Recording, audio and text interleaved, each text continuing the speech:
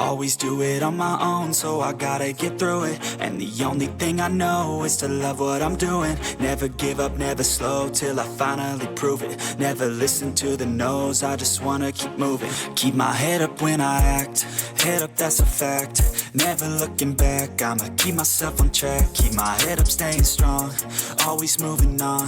Feel I don't belong, tell my thoughts to move along. Push myself to be the best, die with no regrets.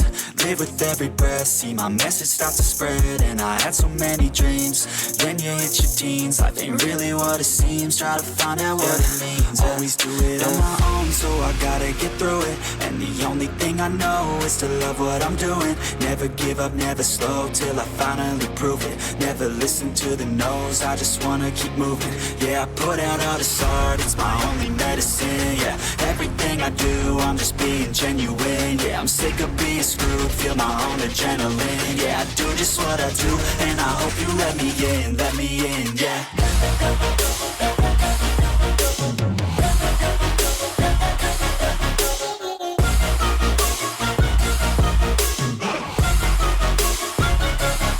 I'm grateful, oh yeah, able, oh yeah, I'm stable, oh yeah, no label, oh yeah, you know me, I have only a path, I'm lonely, but damn, I'm going to win.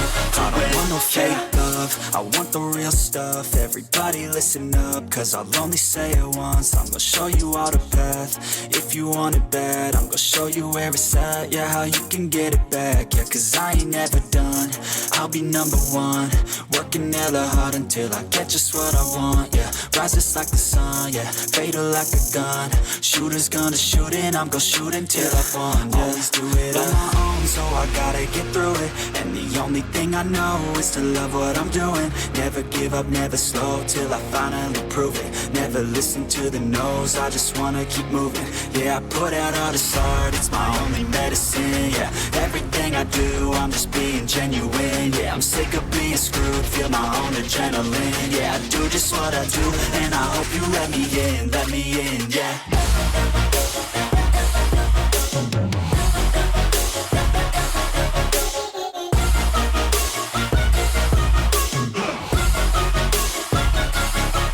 Grateful, oh yeah, able, oh yeah, I'm stable, oh yeah, no label, oh yeah, you know me, I have only a path, I'm lonely, but damn, I'm going to win, yeah.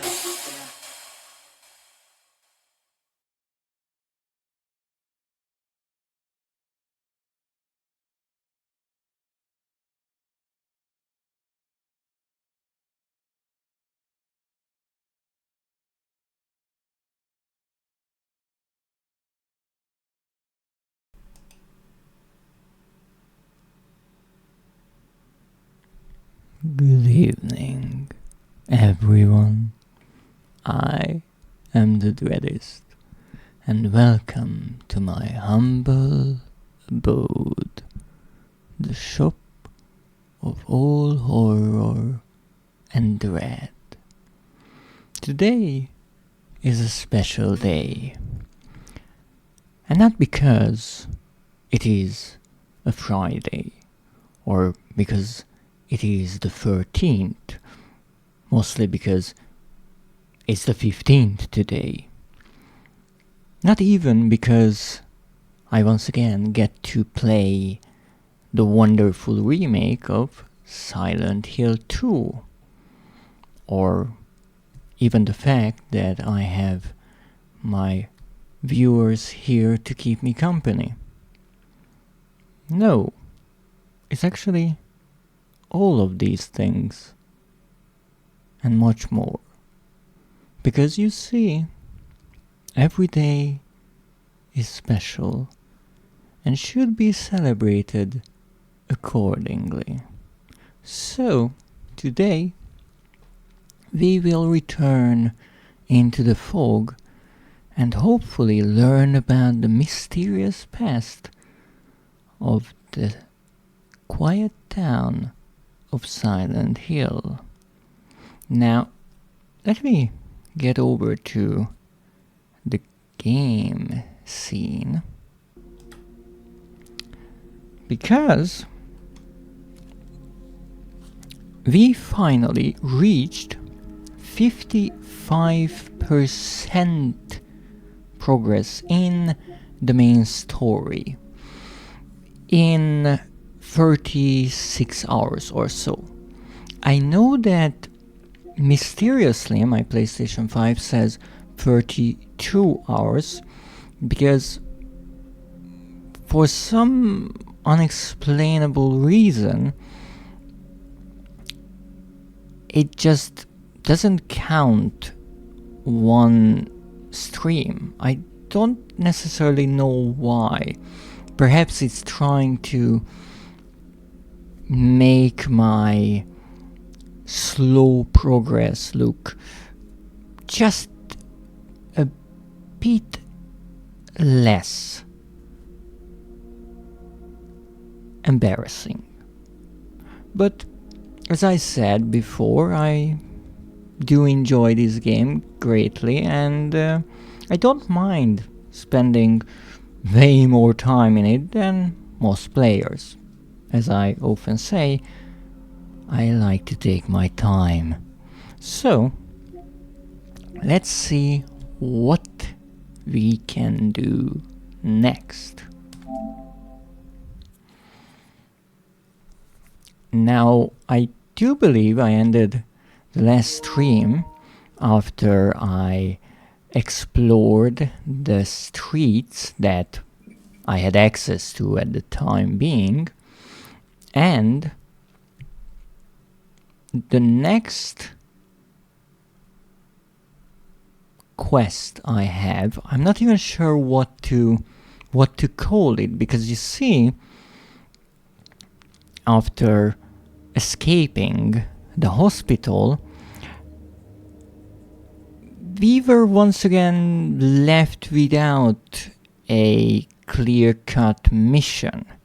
Of course, James came to Silent Hill in search of his departed wife, Mary. But we didn't exactly know where to go. Then we found Maria, and after we heard a little girl's scream that turned out to be Laura, we tried to quote-unquote save her, or at least make sure that she is safe in the extremely dangerous place that is this town. So we followed her into the hospital, and well, we achieved not much. Laura ran away and Maria got murdered by Pyramid Head. So we left the hospital, and we have pretty much nothing. Now we are following Laura, and it's a good question why. Partially it might be because James wants to help her. It might be because Maria wanted to make sure that Laura is safe, and so this is James's way to respect her wish. Or maybe it is out of guilt because he feels like that he let down Maria in the chase with Pyramid Head. But at the end of the day, we are following Laura, even though following should be understood rather loosely in this case, because we are just exploring the town and finding random letters and notes that we are following with pretty much no idea who left them. But I guess we are kind of doing two things at the same time, trying to find Laura and also trying to figure out where these notes will take us. And it seems the next location that we will have to visit is a rather old building. So, without wasting any more time, let's jump into it and see where we left off exactly.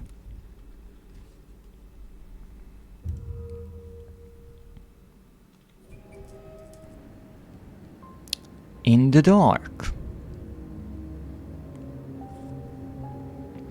If I'm not mistaken, this should be in the bowling alley, indeed. No, I looked around in here and also explored as much of the surrounding streets as I could. So I don't really have anything left to do here other than make my way to James's next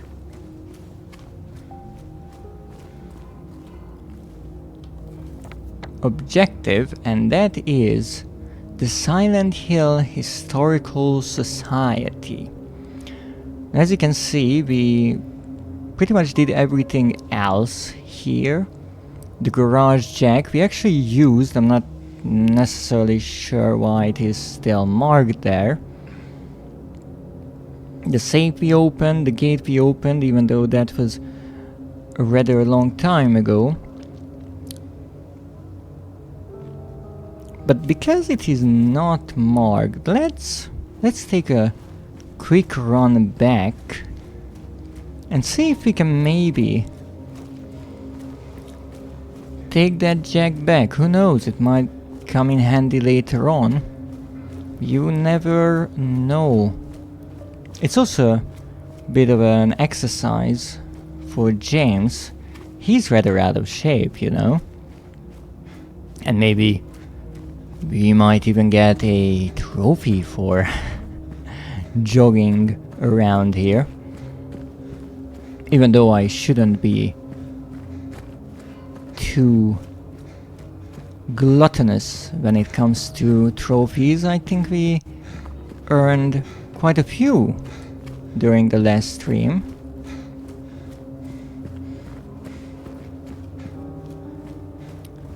And why I want to check this jack is because as I play more and more of this game, I realize that there are some rather interesting details hidden in its world, and to me at least, it's not too difficult to miss some of them. I even missed one of the rather obvious items, the wrench, which was resting underneath the telephone that I actually used in a cutscene. Well, it seems I cannot do much with this, so I guess it is not marked as finished because this is kind of a side mission, something you don't necessarily have to do. And I have to say, I rather like the idea that we get just a few opportunities here and there to stray away from the main storyline and look around, solve little secrets and reach areas that you might miss if you just followed the quests on your map. Of course, I am rather sure that I missed a few already, and especially during the last stream we came up with quite a lot of questions for a possible second playthrough due to the things we uncovered, but I am looking forward to that. Even though I am still far from finishing my first playthrough, I guess that is again the proof of a wonderful game. So here it is.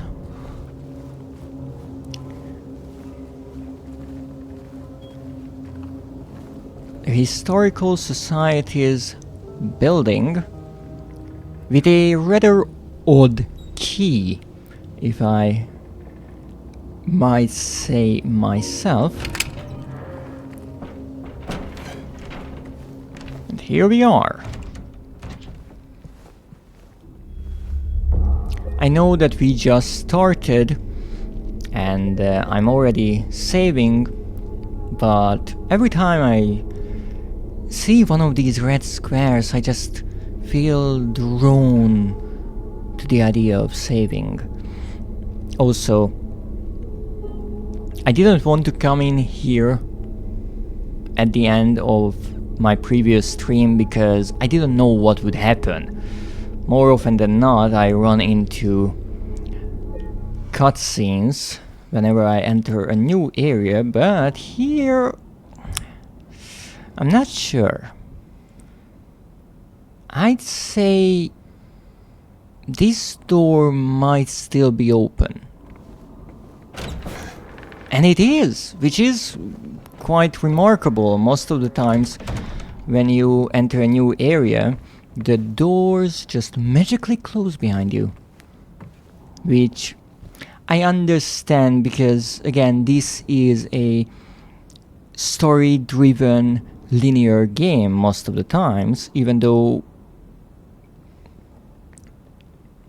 it has a rather large map and we get to explore most of Silent Hill, but it's not an open world game by any means.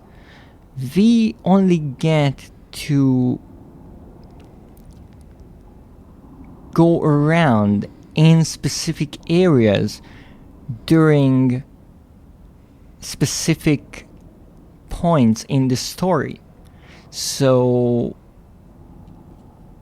as much as I'd like to go back to previous areas and maybe recover some of the things that I missed, there is little hope that will happen. But hey, as I said, all things for a second playthrough. Nothing there, but I mean, look at that beauty! Now that is an old computer. But those old monitors, oh. Back in the day, everything was white plastic. Well, after a while, it was mostly yellow plastic.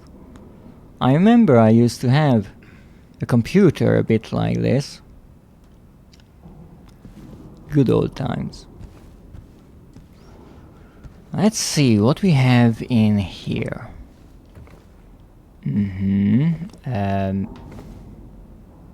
Are those picture frames or... No, those seem like maps. Well, nothing overly strange. But that seems to be a keyhole and a locked door. And the same on the opposite side. Well, we prefer symmetry.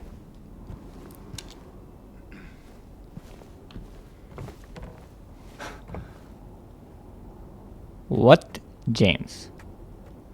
Oh! Would you look at that? What a gorgeous painting. It's him. Misty day. Remains of the judgment. Oh, that looks gorgeous. That is indeed Pyramid Head and bodies in cages. We have seen similar cages.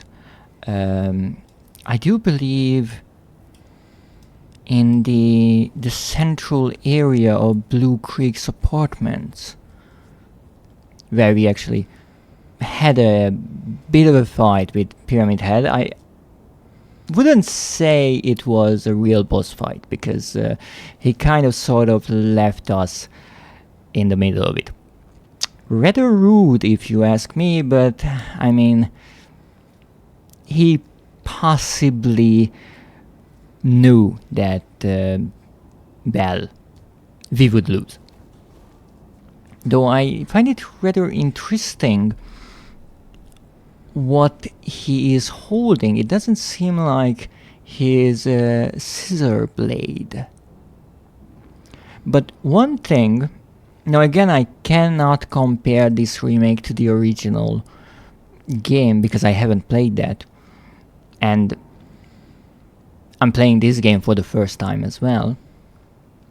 But the art style here, and I can't quite put my finger on any specific detail why I'm saying this or feel like this is the case, but I think this is a painting of the artist who originally created the design of Pyramid Head and the character.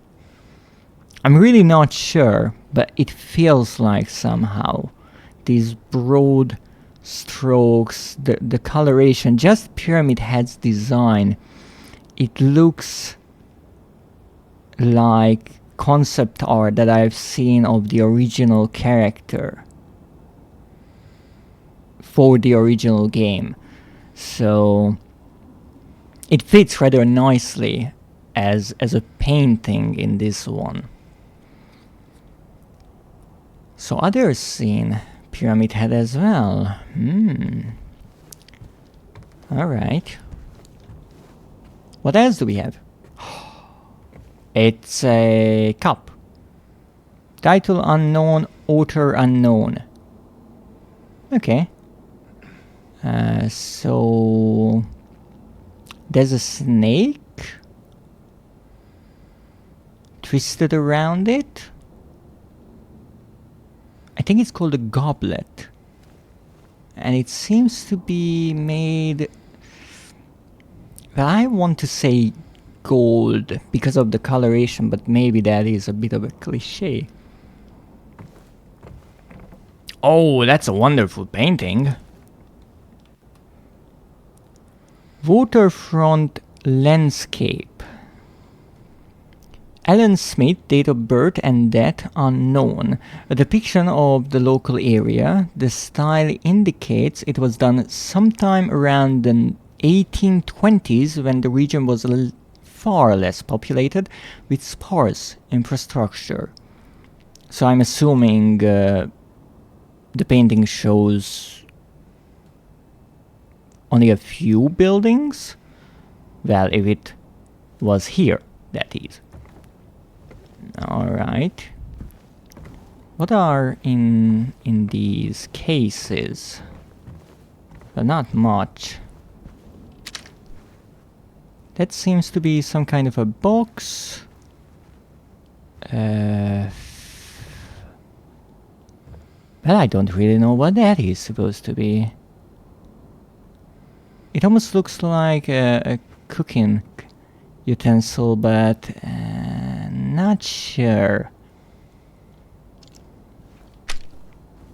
Broken glass. Nothing, nothing, and nothing. Let's read the text of this. Misty day, remains of the judgment. The misty day I understand because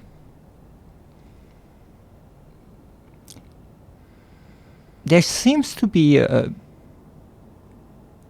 kind of fog in the background. Maybe the fog that we have seen throughout the town. Judgment. Is he the one who brings judgment? though it is written with a capital letter.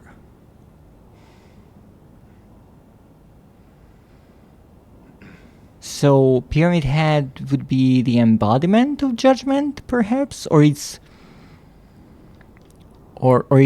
capitalized because it is a concept, like Judgment Day in a way. And maybe those people in the cages are the ones judged. Who knows? We will hopefully understand. Now, I do have one question. Can I break these? Yes, I can. Now, there is absolutely no reason to do this, but I got an idea when I saw these, and that is, what if I break all of them? I could more than imagine a silly trophy titled Vandal for doing such, even though that might be more in line with one of the trophies in Resident Evil Village, not something in a more serious story like of this game.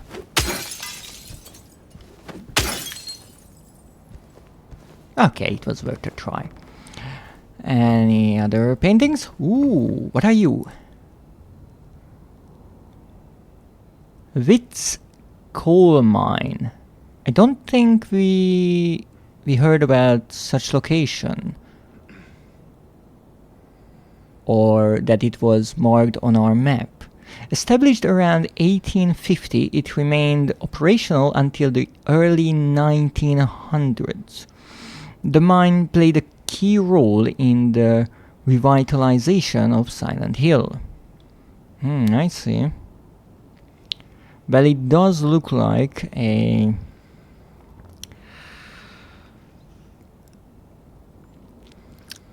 terrifying metal structure, which could be quite a sinister location in the other world. Actually, are we still in the other world? Or it's just dark? I'm not sure. Okay, so we are not going there. But there isn't even a key hole or a lock here, so I'm not sure how I'm supposed to get around here, but that's fine. Well, we have 2 ways to go. Let's check this one first. What are you? Brookhaven Hospital, we've been there. The hospital was built in response to a great plague that followed a wave of immigration to the area. Originally, it was little more than a shack, but has since expanded into a fully fledged medical establishment. And this is from 1880. It does look like an early photograph, though I'm not sure if such technology was available so long ago.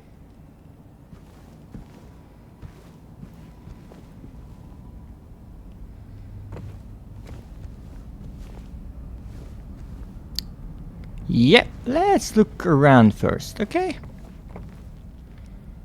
Well, who are you supposed to be?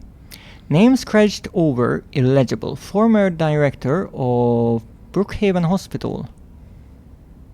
Oh, he might be the one that we've learned about in the hospital itself.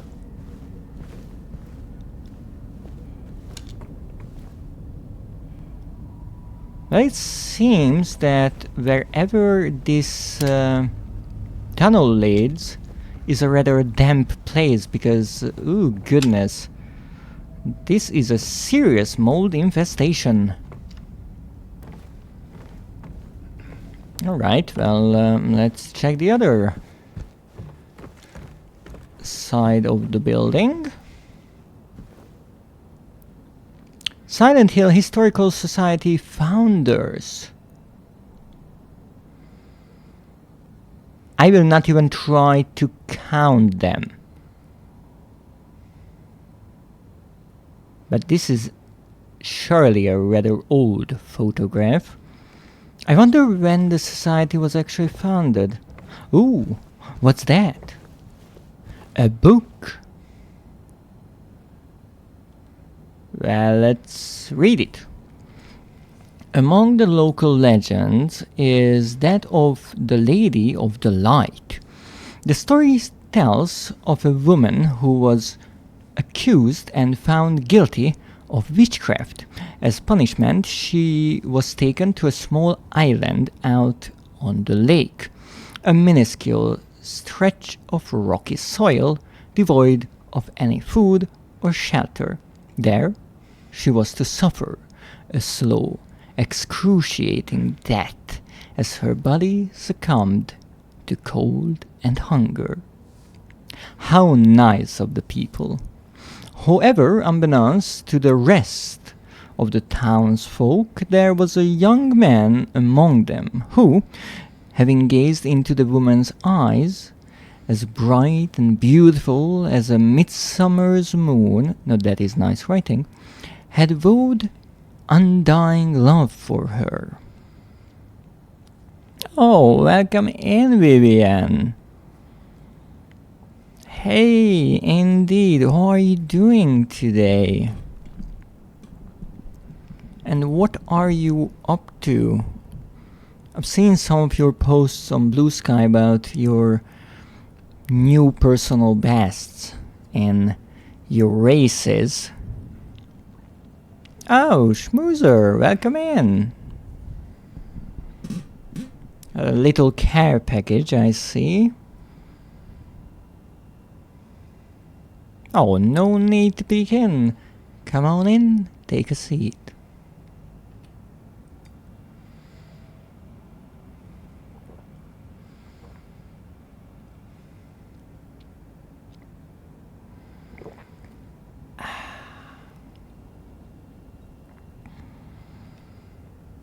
Doing quite well. I got a tenth of a second away from today's combo world record. Wow, congratulations. So on one hand, frustrated that I don't have it, but on the other, hopeful that I can crack it later. I mean, it's just a tenth of a second. You'll get there.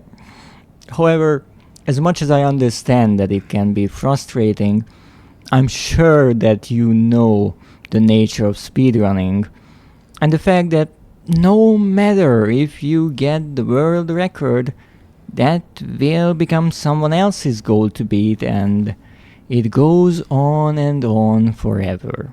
Well, at least until someone gets a perfect score, but I'm not necessarily sure that such can be achieved in a fully 3D game.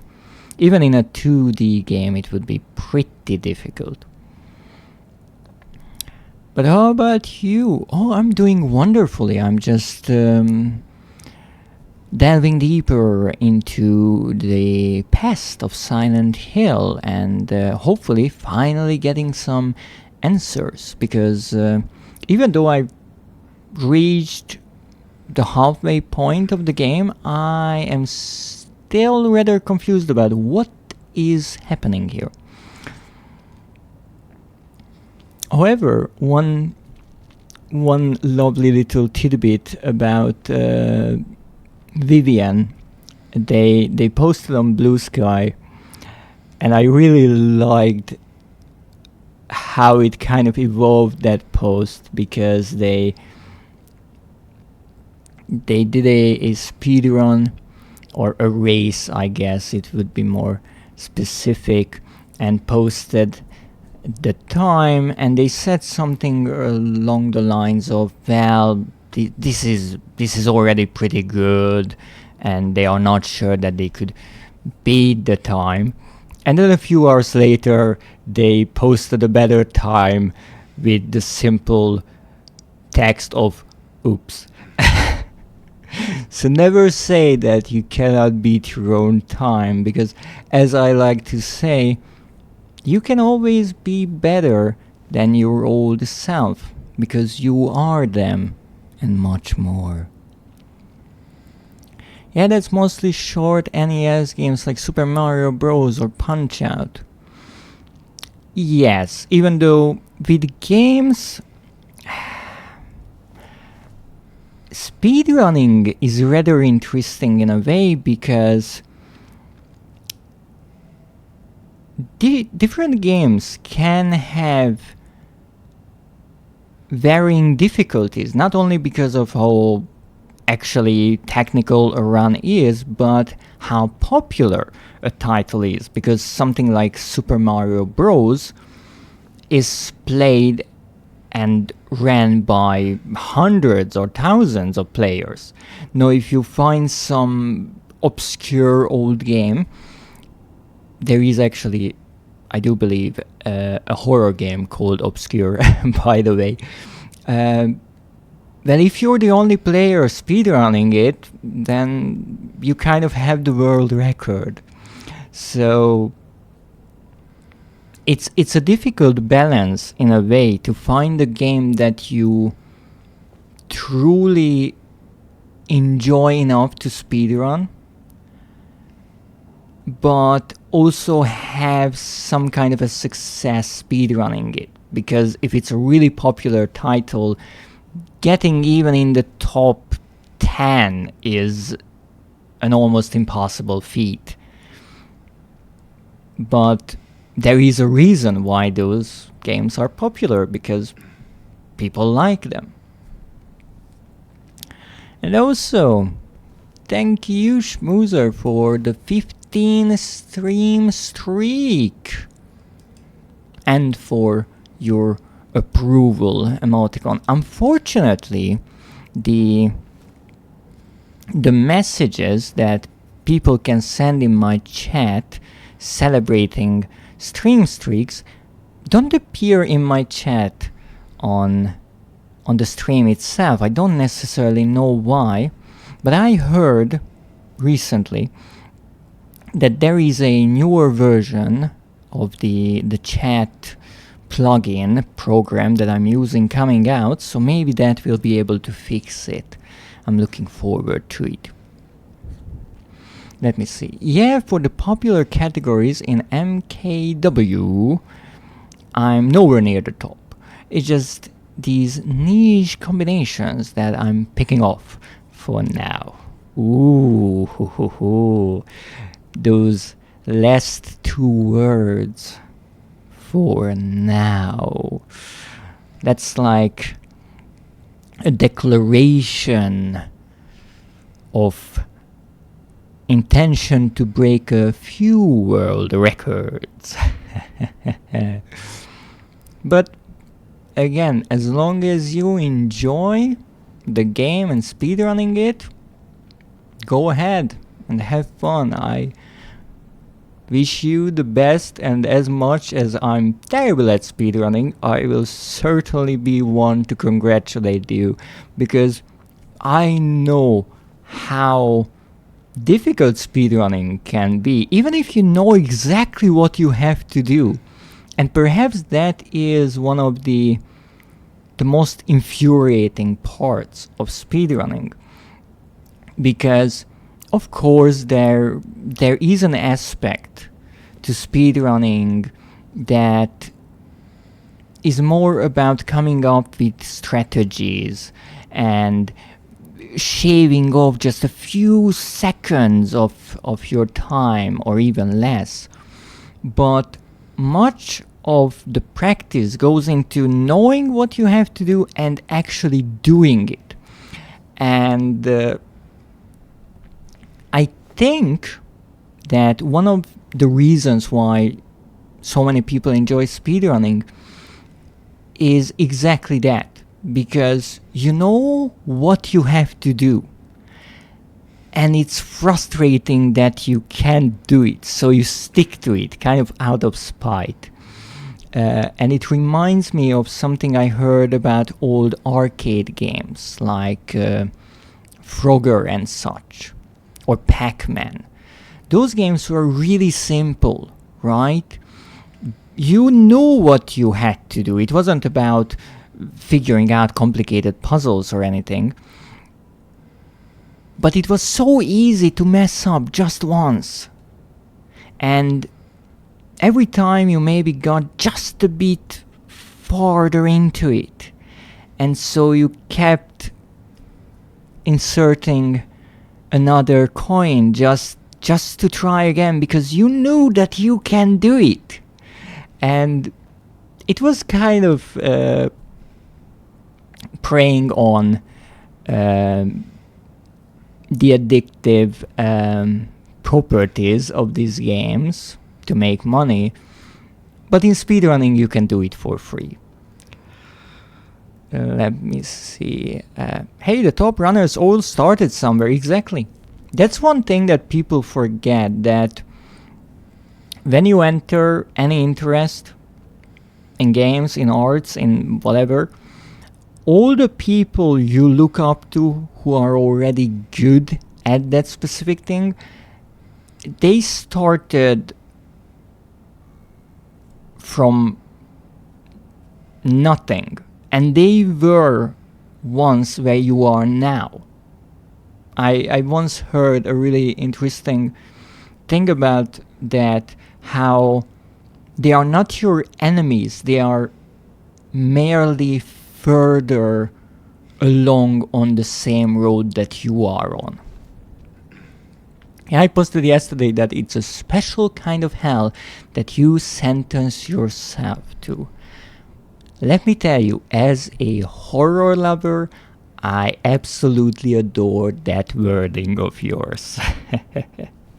But again, as long as it's fun, I always say, go ahead with it. If you start to enjoy it less and less, maybe take a break.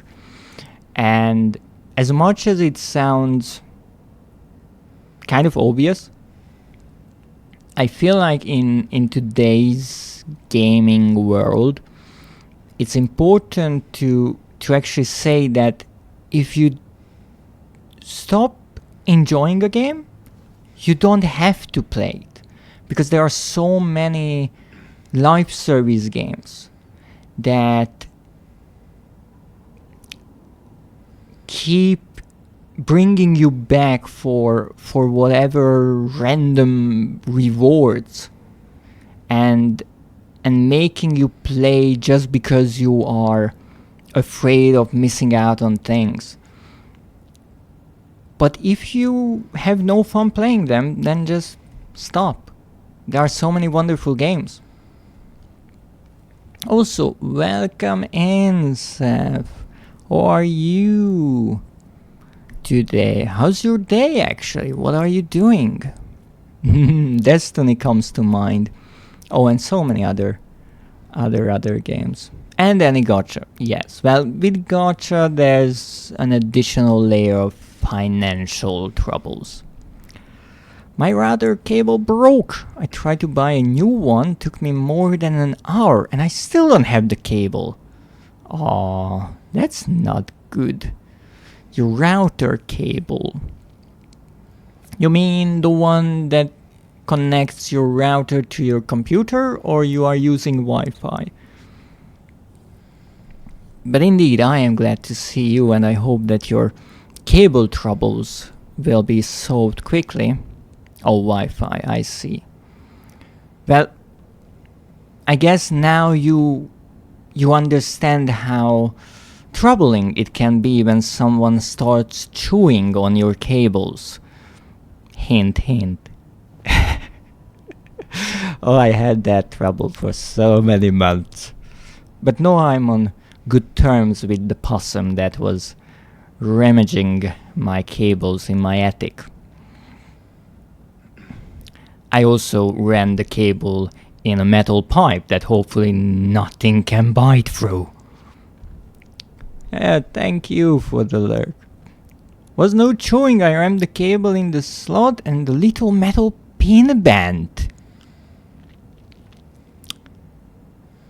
Well, I didn't really think that you would chew your own cable, but I'm happy that is confirmed. And really all I can say is that you might be stronger than you thought. Because how? Just how did you manage to break the end of a cable?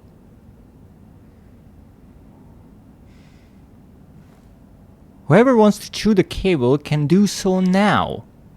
Oh, well, in that case, don't throw out the cable, because who knows? Maybe one day it will be useful.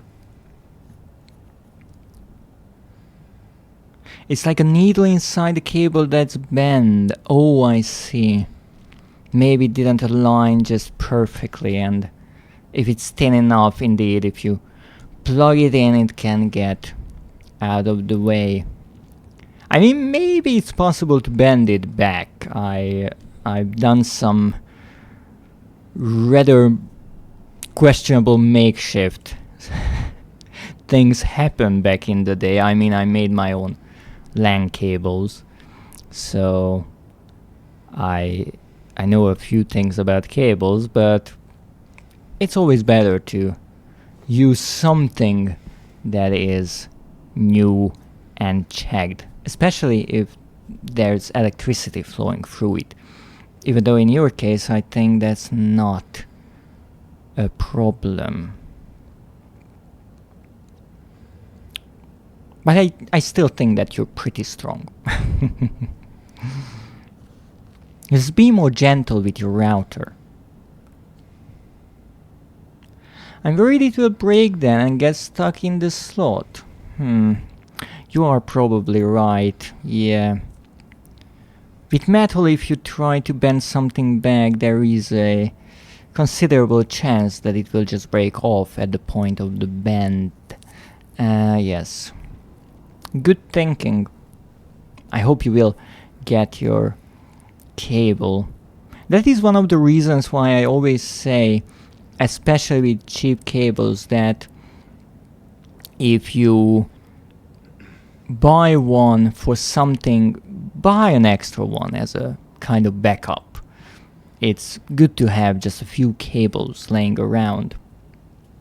I got strawberry instead of the cable. Well,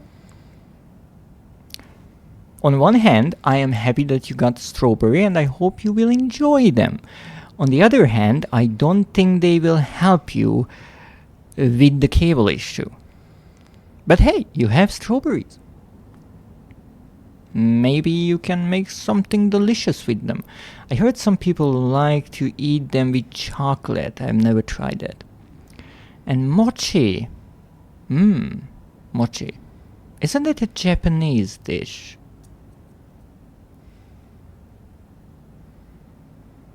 Mind you, they calmed me down because I didn't eat anything yet.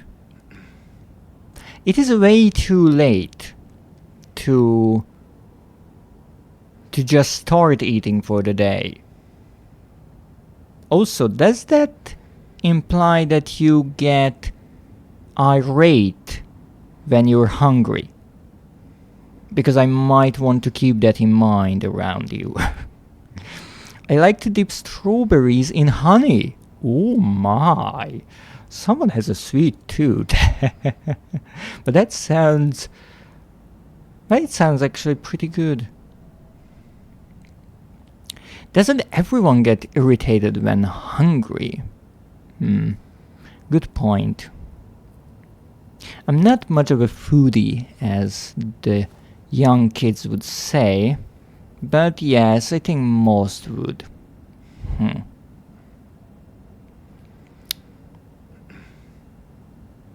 I don't even know when I had a less gourmet meal of sorts. Well, I'm still stuck in my realm, so I don't really have the options. But I do like watching the rats have a feast every now and then. They are so adorable. Now let's go back to this tale of undying love, because who doesn't like a bit of romance in their horror? The strand had strawberry frog statues. I had to buy strawberries. Strawberry frog statues. I'm sure that is a thing that I've never heard about before, but again, you can create rather nice sculptures out of fruit and different types of food, such as chocolate. There's an entire industry just built on creating all kinds of statues out of chocolate and cake. I always feel like it's kind of a shame to eat them, but then again, they would spoil. Now, where was I? Oh yes, undying love. When she was convicted wrongly, as he believed, he swore that he would not let her suffer such cruel fate. While waiting for an opportunity to abscond with his beloved, every night he would sneak out and row across the lake, bringing her food and something to keep her warm. And every night the woman would stand there on the shore, holding a lit candle to help him find his way. Now this is interesting because we actually heard about this tale earlier. I think it was at the statue in the park where we listened to Maria talk about how she finds this tale quite lovely and how young couples went to the park, to this statue, because of its meaning, and that is actually the reason why she believed that it is the special place that James was looking for. After all, amongst the young couples, it was a special place in Silent Hill. However, as it turns out, James might have never been there before. At least, he didn't remember. However, we also know that it has a sad ending. But then, one night, when the sky was exceptionally clear, devoid of even a wisp of cloud, the young man set out on his nightly escapade. As always, he would look out into the distance, looking for the light in the darkness that would lead him to his beloved. On that night, however, the moon shone so bright and so vibrant, stronger than any candle could. Seeing the light's reflection in the water, the young man was led astray. He rode and rode and rode, following the reflected light, hoping against hope he could reach it. He did not care for his aching arms, or the shortness of his breath, utterly mesmerized by the illusory light. When his boat tipped over, the man was so exhausted from rowing, so weakened were his arms, that he was not able to swim to shore. Thus he succumbed to a watery grave. That is rather interesting because in the story we heard before, it was not the moon leading the man astray and exhausting him to the point that when he fell into the water he couldn't swim to the shore or get back into his boat. Rather, it was a storm that started, and he was so determined to go to the island to see his beloved that he continued rowing even in the increasingly dangerous waves, and ultimately that caused the boat to sink and send him into a watery grave. So it's interesting that there are multiple versions of this story. On one hand, that is how folklore works. On the other hand, they have slightly different meanings, because the one we heard from Maria highlighted the strength of his love and how even in the dangerous waters during the storm, he would not turn back. He would go on no matter what, and ultimately that caused his demise. Here, he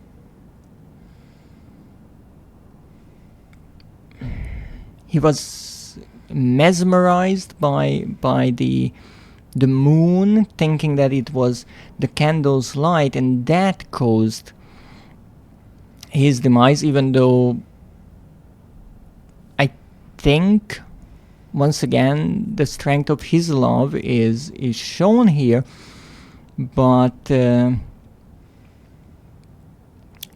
is a bit more of a underlying symbol perhaps of how the light can be dangerous, because even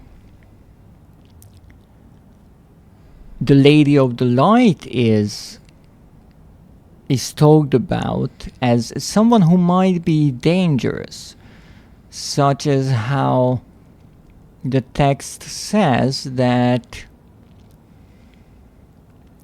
when she was convicted wrongly as he believed. So the writer here doesn't actually pick a side, but I think they are kind of leaning towards that the conviction was rightful. And I think somewhere it says how the woman's eyes are described as bright and beautiful as a midsummer's moon. So again, the bright light, the eyes, the candle, the moon. Things that can be dangerous.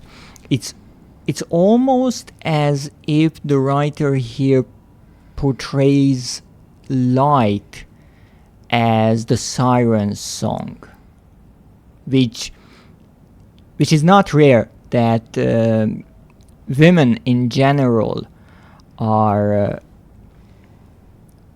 shown as sources of temptation in folklore. There are so many folklore creatures that are somehow feminine, and they lure the innocent man and do all kinds of things and kill them. So it's really quite fitting in a way, even though I guess it has a bit of a social commentary hidden somewhere. Yes, Zev, what would you like? I guess you want to catch my attention. Ben first. I actually don't know who was first today. Oh, it was Vivian. And I don't think that they are here now, so you won't be able to talk to them about banning. And as I said, I can only ban someone if you have a conversation about it first and they agree with it. You know, consent. I have to say this is a rather interesting situation or experience here, because the head massage is nice, the booping is not so. But I guess let's look at the silver lining and just stop both of them. Although left alone, the woman on the island never lost hope. It's a good question how she survived. She kept coming out at night and kept lighting the candle. The legend says that those looking for true love can still see the lady's light out on the lake, shining to bring her beloved home. Now that is actually a nice part of this legend. While the story is clearly meant as a metaphor and a cautionary tale, it is, to a certain extent, rooted in reality, as the area has indeed seen its share of religious persecution, such as that of. But that's the little part we get to read from this book. Apparently we can't turn the page. I would stay here and read the whole thing. But indeed, it's interesting. It's a metaphor for love and a cautionary tale at the same time. And I guess it's rather nice. I'm cooking food now. Oh, I hope you will get something delicious. The lack of internet is turning me crazy. Ooh, that's not good, but if you don't have internet, then how are we talking? Because that's slightly odd. Fried rice! Ooh, that sounds indeed delicious. Mobile Wi-Fi. Oh, I see. Well, I mean, maybe you could use your mobile as a router. Modern ones have the capability to do that, to share their mobile internet connection with other devices, and then you can use your computer or laptop or tablet or whatever you have. Although it might be a bit pricier. But there is a restriction of how much gigabyte I have per month. Oh, and you're using it on my stream. How sweet of you. But thank you, but I wouldn't want you to waste your gigabytes. My father is paying my phone bill. Oh, he will be delighted that the cable broke.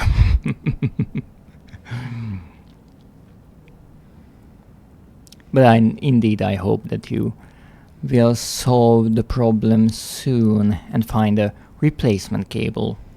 And maybe buy one as a backup as well. Most of these cables don't really change over time, so even if in a few years' time they might be useful. So as I said, it's a slightly different recounting of this tale. I would say a bit more of a pessimistic one.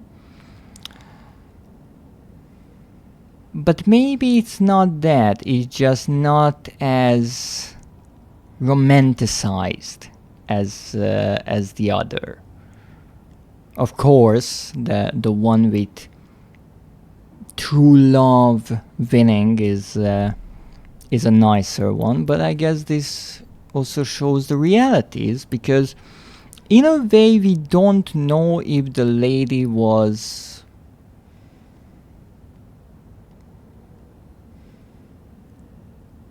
using this man or she really fell in love with him. That is actually not even mentioned. It's only mentioned that the man fell in love with her. But I mean, the fact that she kept coming out at night with the candle waiting for him, I guess kind of shows that her feelings might have been genuine, and the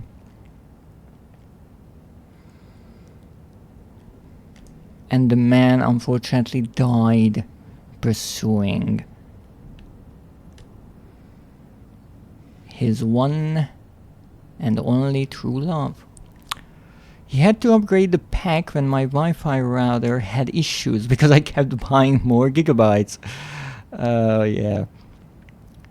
I'm not sure how internet providers are in your country, but most of the time if you buy more at the same time, the price per gigabyte is actually much better. So I would suggest looking into maybe bigger packs rather than just a few gigabytes at a time, because let me tell you, those internet providers love to make data packs rather pricey, though I'm pretty sure you know that already. So indeed, a lovely tale. Let's see if it will be important later on. And also, break all the glass. Sorry. Okay, there isn't one here, so I didn't miss that. Oh, would you look at that? That's a hole in the floor, in a room with a door. There is actually no name or title shown for this painting, but I rather like my description of it. It rhymes, kind of accidentally. So, what else do we have here? Oh.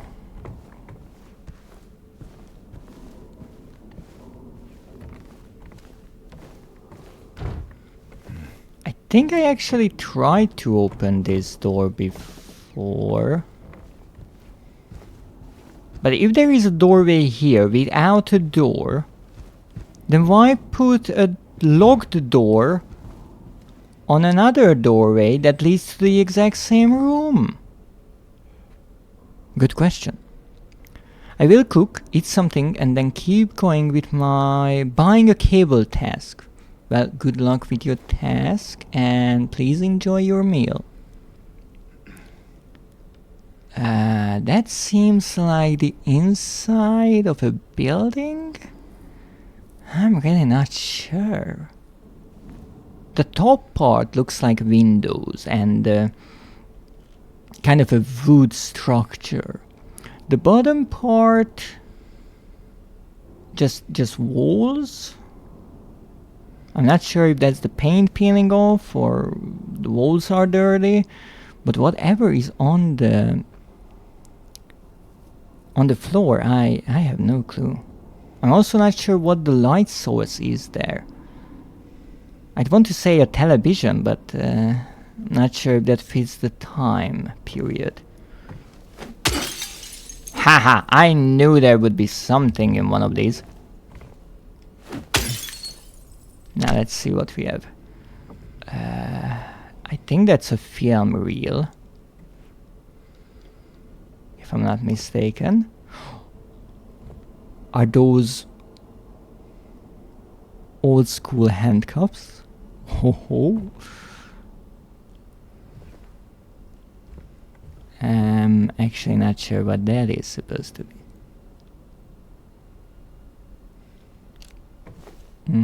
Anything else? Oops. Interesting, for some of the reason James actually decided to swing the pipe for that one. I think that's a violin.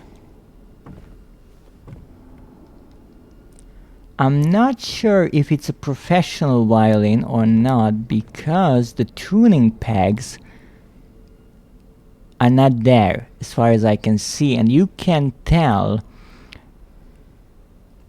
if a violin is used by a professional based on the number of tuning pegs. The ones that are used by professionals, I think, have fewer of them, but this model is actually missing that detail. Though, let's be honest, no one would look at that. No one except me. I have updates about my bachelor thesis. I emailed the professor by whom I want to write it, and they confirmed. No, I just need to find a topic. That's wonderful news. I'd love to hear about what topic you choose. Is that the statue of the lady we read about? The Lady of the Light, the unveiling of one of two statues commemorating the local folk tale. I'm not sure if this is the one that was in the park we visited with Maria, but it's good to know that there were two. Wait, there was another one, indeed. On our way to the park, I want to say it was by the lake. I'm not sure, but I know that we read its description and Maria actually commented on it, how the woman depicted there was mistreated, and how that happens in history quite a few times, unfortunately. So yes, indeed there were two. Now what do we have here? Okay, we are not reading that. Is that an old camera? No, that isn't an old camera. I think that's an old telephone. And thank you for the hydrate.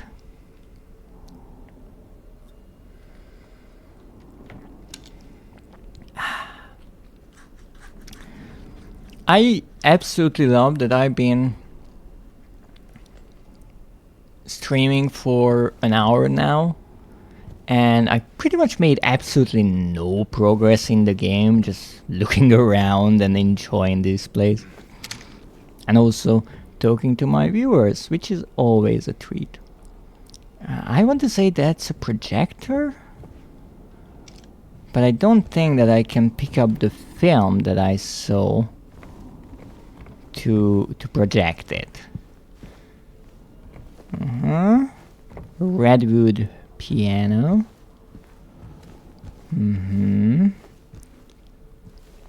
A telescope, rather old one. I'm not sure what that is, some kind of a stand.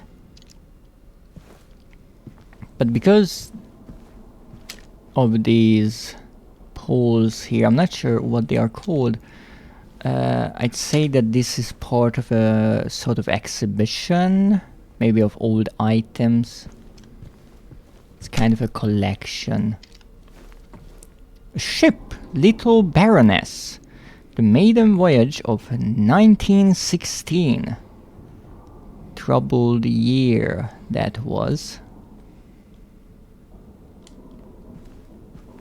I guess this ship sailed the lake nearby. Anything there? I think that's a photo, actually. It is! The new clock. 17. I still have no clue why I'm collecting these, but I am. Okay, what is that?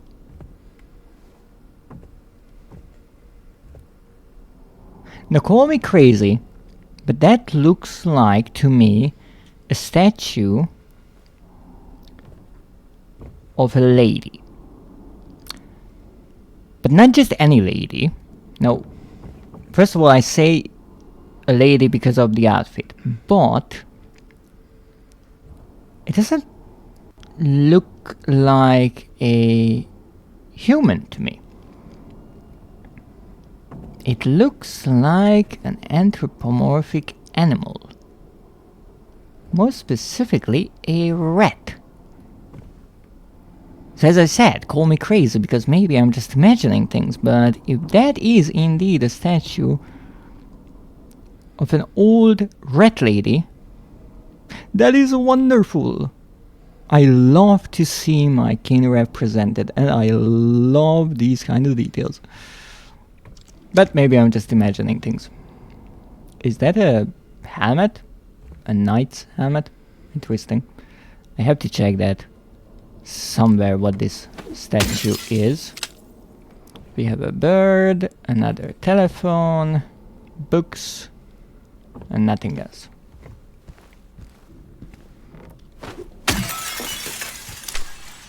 Another bird, hat, maybe a box for a hat, and other boxes, and nothing else. I mean, we already found quite a few things here, so it was worth it looking around. What does that say? Aqua Blantag? Aqua would mean water. I'm not sure about the other word. I don't speak Latin. But yeah, indeed, things look rather interesting. I cannot crouch down or take a closer look, unfortunately. But that's fine. We'll figure out something. But let's take a look at the top of the shelves, perhaps, because I always look down. I'm not sure why. I don't want to miss something here. However, I think we are quite done around here. So let's save and let's get into that ominous, dark, damp tunnel.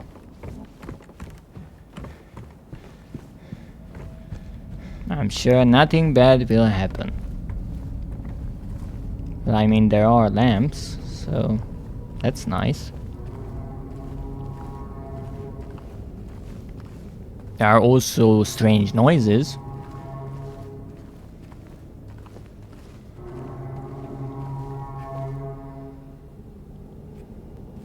Are those pipes? Mm-hmm.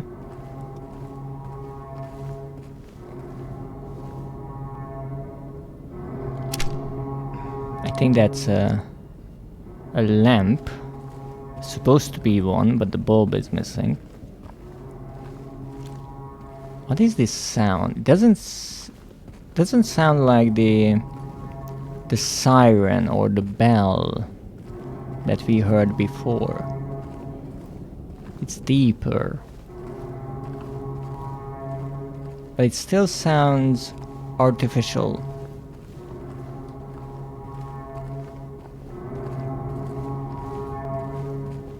But it is certainly getting louder. I wouldn't say that it is coming from any creature or enemy. But then again, who knows? We will have to continue down this long staircase and see for ourselves. Talk about the dark descent.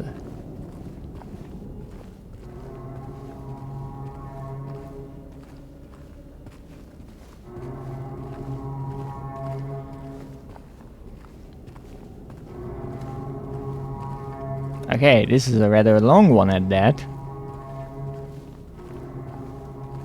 I will not run. That would be a terrible idea. I'm already somewhat concerned that I will just fall into a hole because I can barely see whatever is in front of me. So running is absolutely out of the question.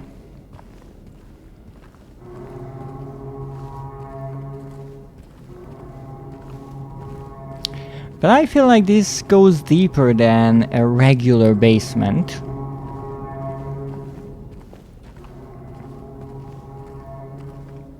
Much deeper.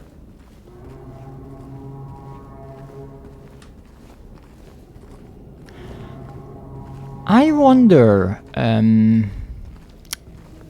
is this part of the other world, the influence on the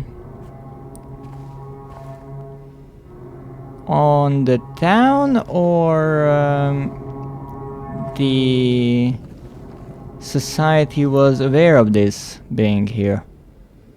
I mean, they had a painting of pyramid heads, so this might be something that they knew about, or perhaps even made. Long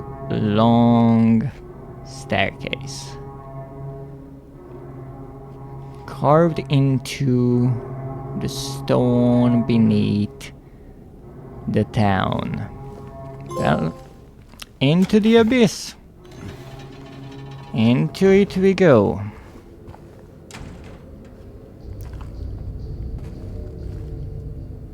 Okay, any ideas where the heck I am? Huh. A desk. Toluca prison. Don't tell me there is a prison here. September 11th, 1820. Prisoner number O... Is that an O or a C? 221. That's a C, okay. But that's not a lot of information given here, but... Alright. So there was a secret prison here.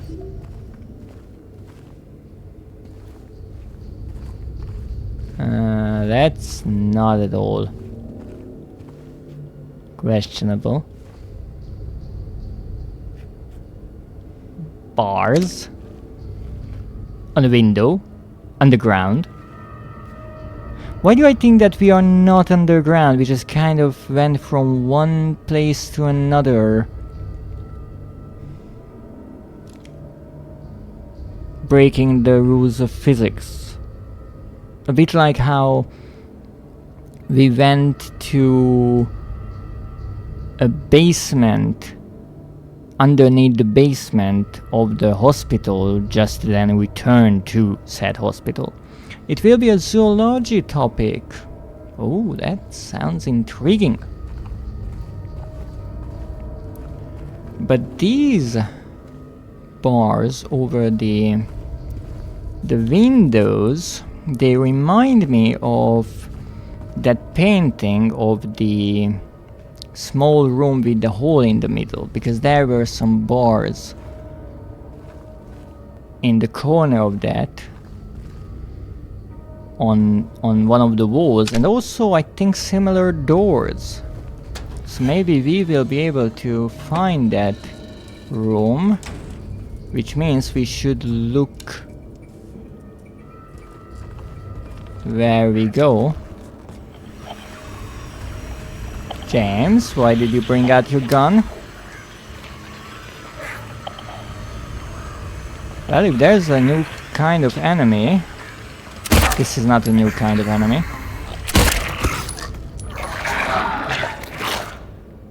Would you look at that? The first enemy this stream, and I got them right away. Okay. So we are in the prison of Silent Hill. Something that was not at all mentioned on the map. Or the tourist brochures at that. But let's see what we have. This is locked. There is a keyhole, but I'm not sure if I can use that. Yeah, it might be.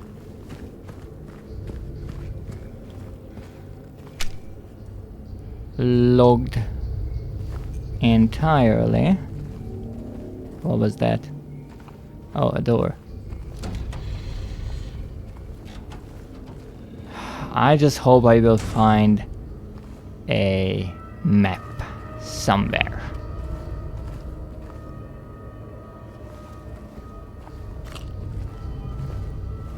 Ho ho, penguin! And more pictures? Crimson and white banquet for the gods? That doesn't seem like a photo that should be at a prison. Or, well, a normal prison. Death by skewering. These bodies look like the enemies we fight. Actually, the one I just encountered. An execution at the prison. Death by skewering or strangling. To choose his death is the prisoner's last taste of freedom. What do you mean strangling? As in hanging? But yeah, this is certainly a rather extreme method of execution. And extremely painful. Toluca prison camp. Camp, not a prison. Built in 1862, the camp was used to house prisoners during the American Civil War. Converted into Toluca prison in 1866. So just 4 years after? It's also interesting how the pictures, these old photographs, are framed by this burlap fabric and then an actual frame. But I guess these are part of the prison's history. Oh, let's be careful around corners because I don't want to get kicked in the face. We found the hole! No, absolutely not. Look, I am not against getting into some questionable holes, but come on. No.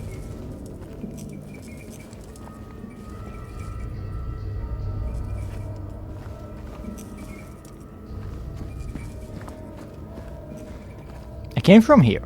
Right. And I go to the left.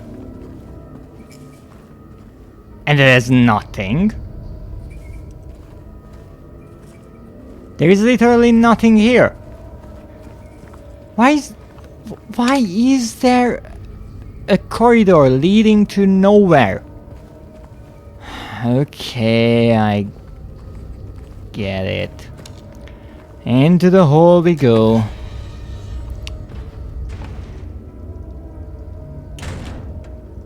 I'm not sure if you can tell, but I'm not into these extreme examples of size difference. Yeah, indeed, I think that was the window that was also on the painting. I only saw the metal bars, and then there's the door. And here's the hole. Well, in we go.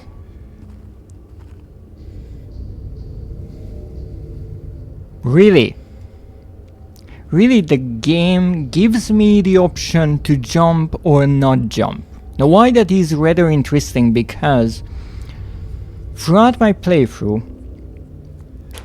at multiple times when there was a door, let's say, or a gate that you had to go through, and that would lock you out of going back, the game never asked if you really want to do it. So it really didn't have a problem with locking you out of the previous area. You just progress as you want. And if you pay close attention, you can mostly guess what pathway leads you further into the story. Even though I messed up a few times, it was somewhat obvious. And also you can kind of guess your way. However, here I can say no. Why? It's not like I have any other options. So let's say no. No, I'm not jumping. I'm going back. I'm like, you know what? I don't want to jump.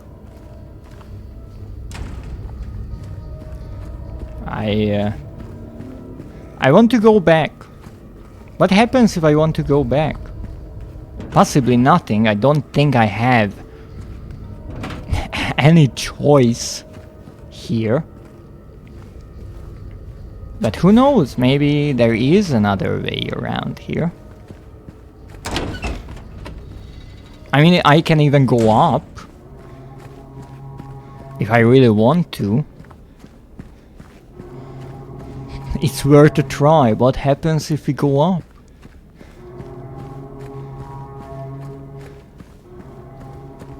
It's rather interesting because we were able to even leave the building when we came in first. So in theory I could go back all the way to the street, which would make little to no sense, but I mean, maybe I just really don't want to jump.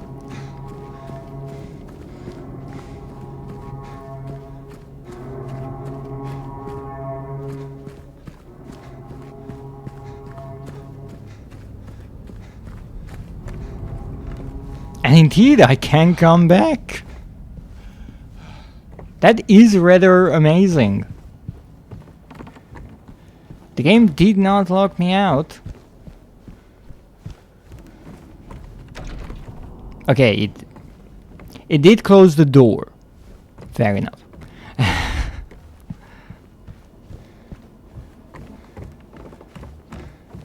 But I can come all the way back here. And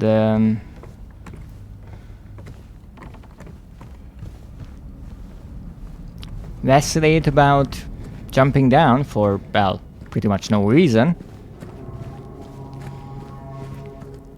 I thought the prison would be a bit bigger, but maybe there are multiple floors to it, so I guess we are jumping. I mean, not the first time that we jump, we We had to jump once in, I think, the Blue Creek apartment building. But I mean, there it was only like 1 floor, maybe 2. I mean, we could see where we will land. Not here. This is more of like a...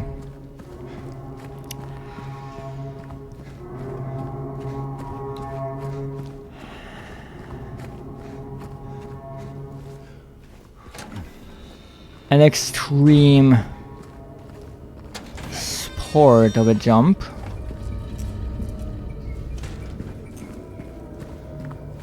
But I guess, once again, we have absolutely no choice here.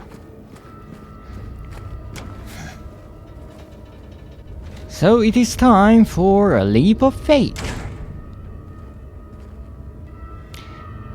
Let's jump.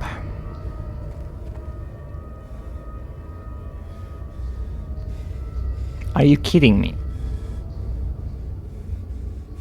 You ask again!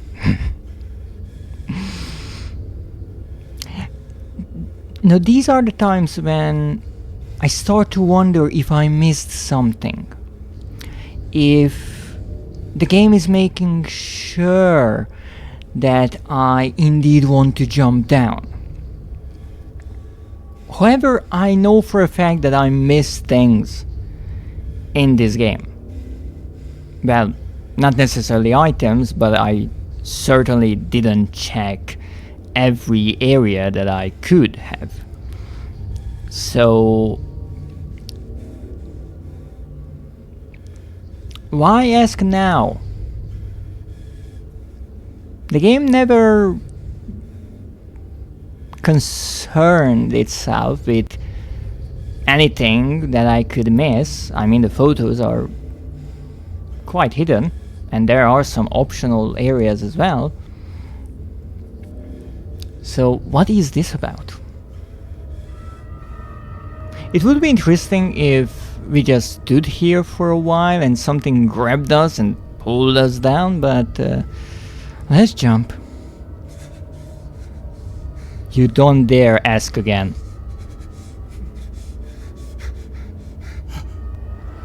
Okay.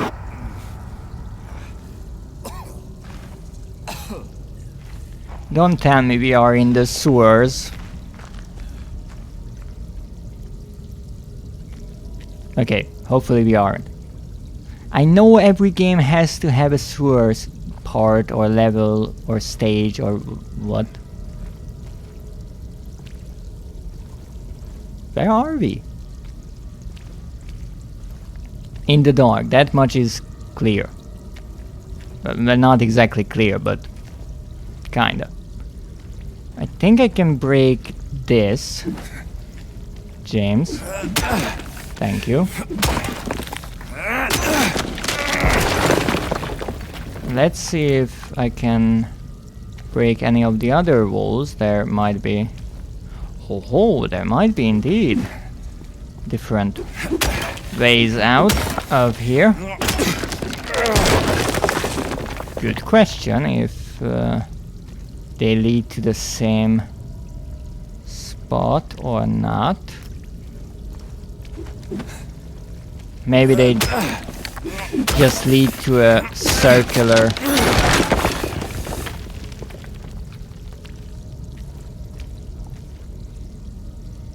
corridor.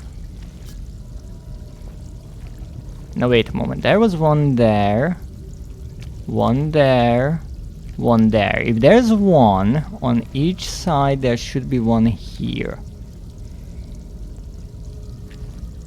I don't see one here. Now this seems to be a dead end. Oh, and this is a dead end as well. So there are multiple ways, but only one actually leads out of this hole. Rather intriguing. Okay, where the heck are we?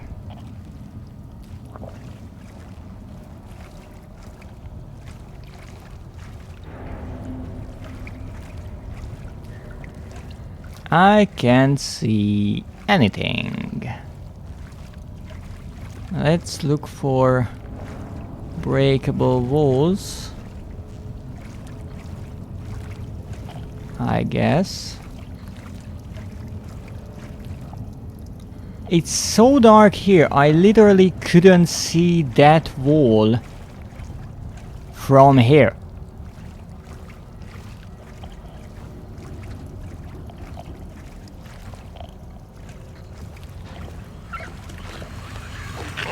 Oh wait.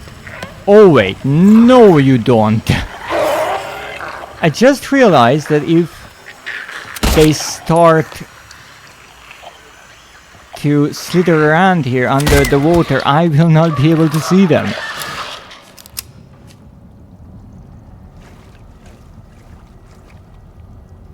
For a moment I saw a trail in the water leading to me, and I thought to myself maybe there's another one of them.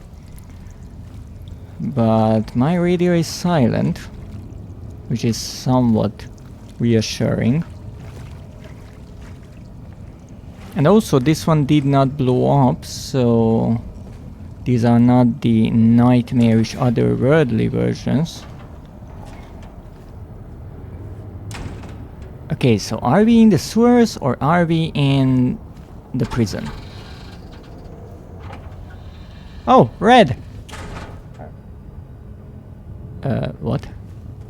No, I want to save. Where is the red light coming from?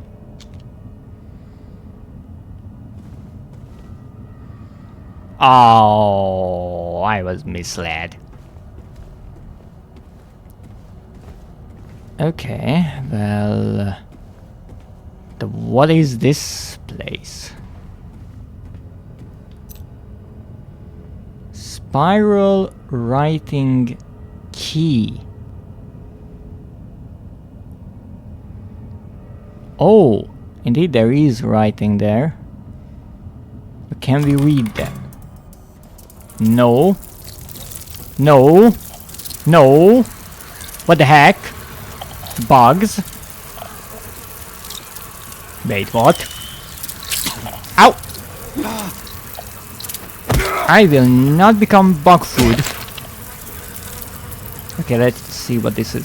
Okay, we need a code. Fine. That's fine. I mean, no, it is absolutely not fine, but... let's not panic. It's no time to panic right now. Oh goodness, this is rather disgusting. Okay, let's get rid of the bugs. Well, the bigger ones at least. I have an idea what the game actually wants from me. It's rather clever. Okay, we crush the bugs, and now I have to check this. The cylinder is engraved with the text "This doubt which leadeth free thee to purgatory." Okay, this did not help. I thought the writing would be there to give us a hint about the code. Apparently I was wrong! Ow!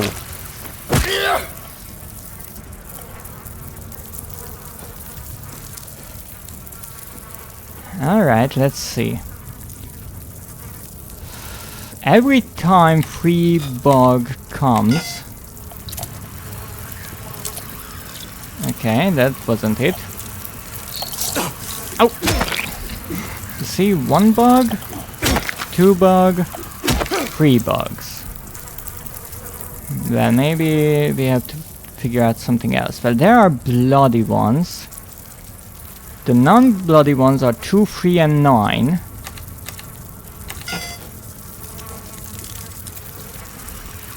Now, if we think about combinations of those numbers, there are 3 numbers, and if they are not repeating, then that is the factorial of 3. So 3 times 2 times 1. Where's the last one? I mean the last bug. There you are. Okay, so it can be 239, 293, 329, 392, and there we go. Oh, and every time the light goes out, a new swarm of the bugs attack us. How nice!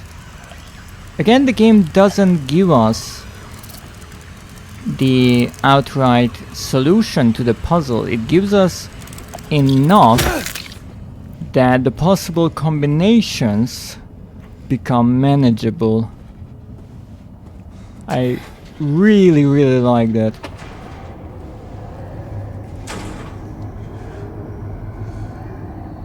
Now what? Is this an elevator? Oh, where should I go next? Okay, let's check the submerged area first. Maybe this will be another dead end, who knows. I just hope there isn't an alligator here.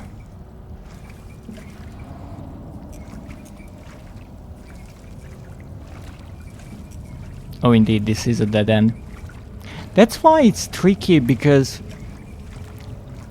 sometimes I want to explore an entire area first before I go through a door, but it turns out to be quite large, and so I would need to backtrack a lot to check every door I missed, and I might forget about a few of them.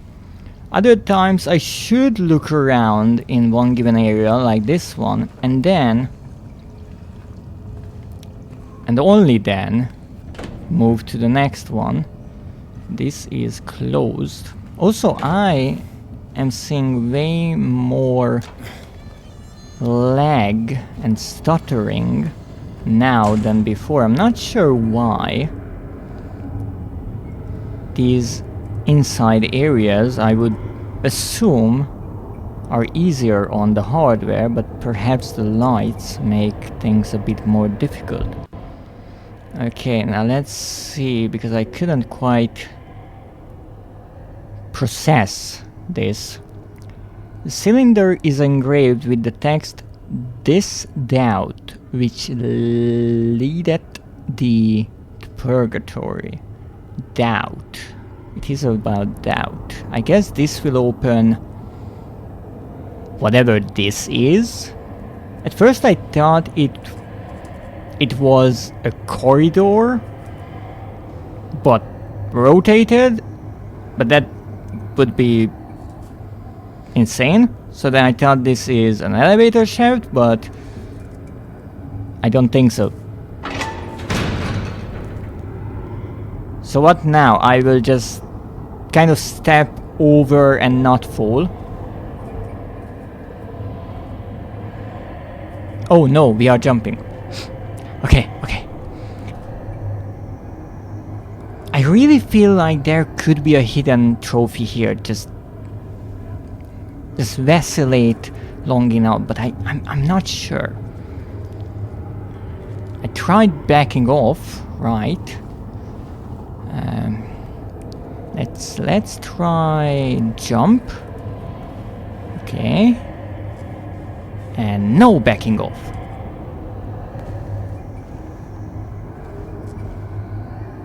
Well, nothing happened. Okay, so it asks us once. It asks us twice, and I feel like now James will jump. Don't worry, you survived the first. Which is a terrible way of thinking.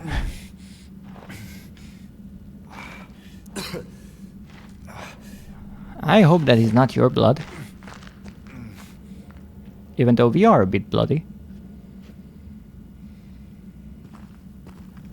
Oh, interesting. The hole is actually in the ceiling. And I think this is a cafeteria. But let's see what they have.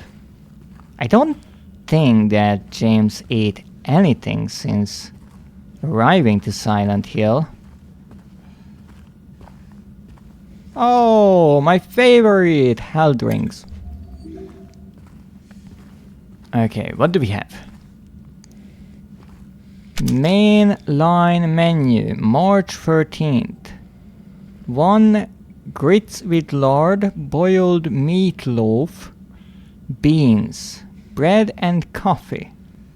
Huh.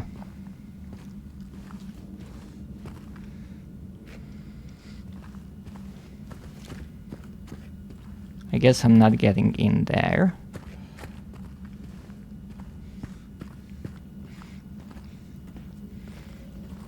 Well, I would say that this place is rather filthy, but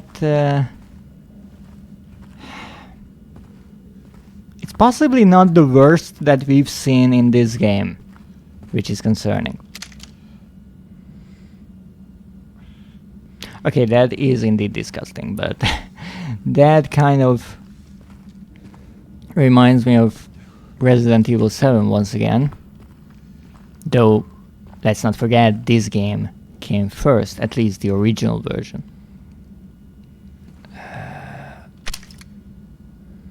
Is that a picture or painting of this very hole?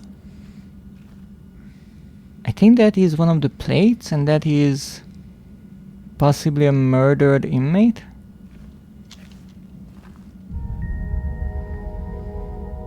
What? That looks like a South American stone carving. What is that doing here? What does it mean?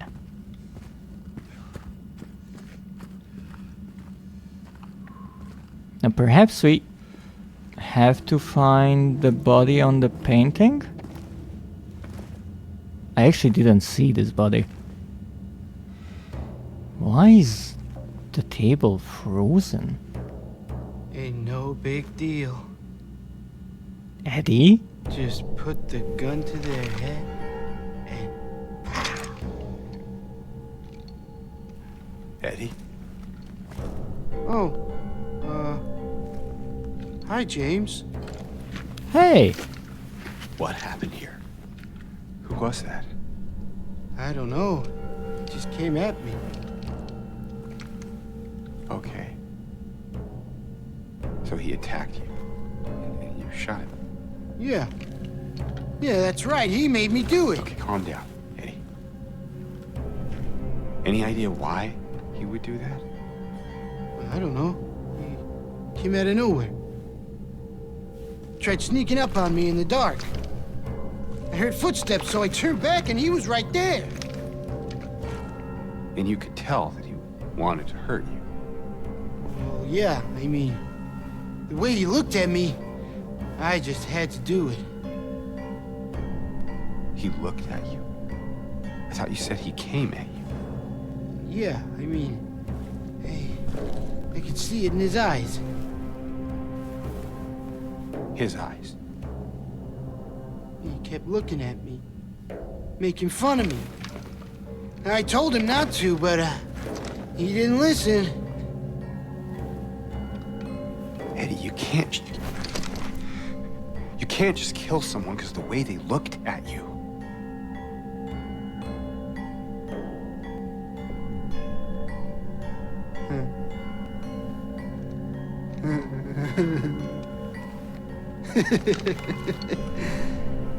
You should see your face, James. I was just joking. The guy was dead when I got here. I got you, didn't I? Yeah. Well, anyway, I better get going. Wait. You're gonna go out there alone? Yeah.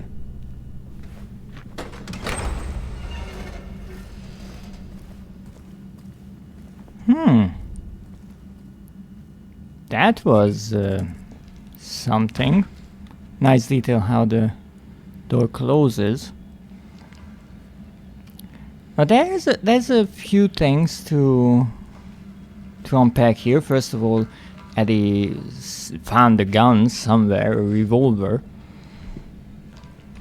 which is kind of good because that means only 6 shots, hopefully, even though there are bullets scattered everywhere. Speaking of which, bullets. Now the music playing in the background was really strange. It was kind of traditional, like drums.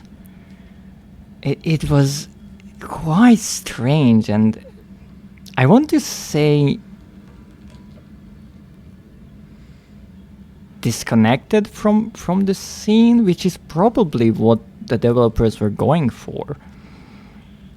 Just show the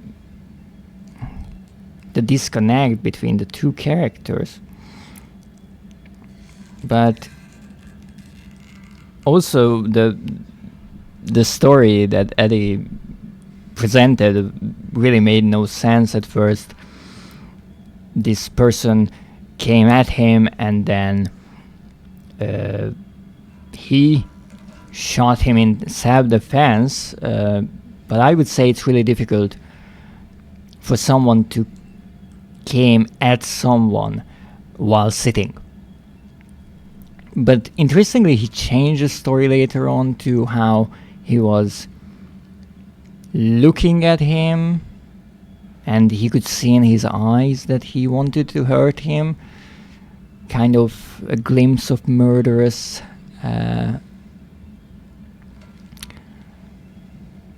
intent. But then he just said that he was staring at him and making fun of him. And I think that might have been one of the first glimpses of what troubles Eddie, and that would be bullying. Possibly because of his looks, more specifically him being overweight, and maybe that is why he would shoot someone just because they looked at him wrong or for too long, mocking him. Though there are a few interesting details. One, there was one difference between the actual dialogue and the subtitles, because Eddie says that I told him to stop, whereas the subtitles said I told him to stop looking. So it's interesting how that adds the additional word for clarification. I'm not sure if that was perhaps a previous draft of the dialogue that stayed in the game in subtitle form, or somewhere along the way, perhaps during recording, they changed the line because Eddie is a bit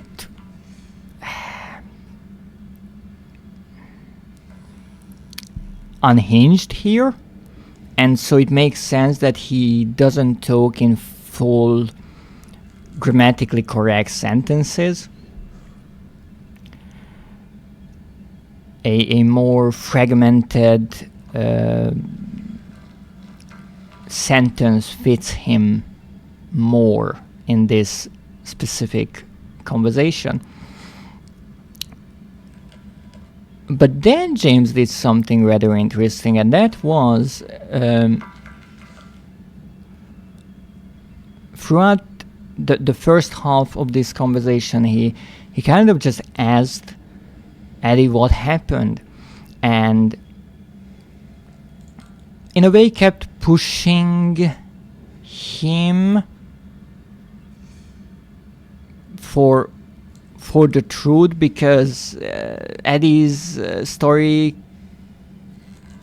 didn't really make sense in some ways. And then when James got somewhat certain about how this murder wasn't necessarily in self-defense, and he started to confront Eddie and started saying that you can't just shoot people because, well, they look at you. Eddie raised the gun up, pointing pretty much at James, and even though James held a bit of a pose, he continued, even though he was at gunpoint. Now, it's questionable if he didn't think that he's in direct danger, or that Eddie would hurt him. But it's interesting that he still kind of stood up for what he thinks is right. And then Eddie said that it all was just a joke, and it's a good question. Eddie is kind of a strange character, so I couldn't necessarily say that it wasn't a joke. Perhaps it was. I'm not sure, but still, the fact that James stood his ground, even if he thinks that Eddie is a good guy and he wouldn't hurt him, he is certainly a bit troubled, a bit unhinged, and difficult to read. And that would mean that to a certain degree he is dangerous. Dreadist, I got it by 22 milliseconds. Well, first of all, congratulations. Second of all, I love how speedrunners count milliseconds. But indeed, because a race is rather short, you do have to actually look into those really tiny differences. With a full game, seconds are more than enough to make the difference between runs. But that reminds me of the old Doom speedruns and world records, where the players got so close to a possible perfect run that they couldn't beat the previous record by a whole second. And as far as I know, the game itself only counts seconds on the level completion scene. So what they had to do, they came up with some kind of a program that actually measured time in a more accurate way, and so they could get into the fragments of seconds. And I wouldn't be surprised if the demos that you could record in Doom, which is absolutely fascinating, were quote-unquote backwards compatible with looking at a more accurate time, because fascinatingly back then you didn't just record your gameplay like you do today with something like OBS.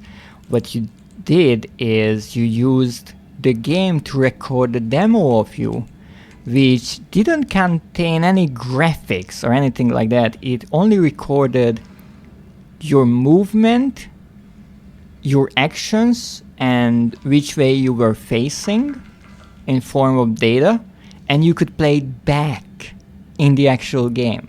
So those were rather wild times.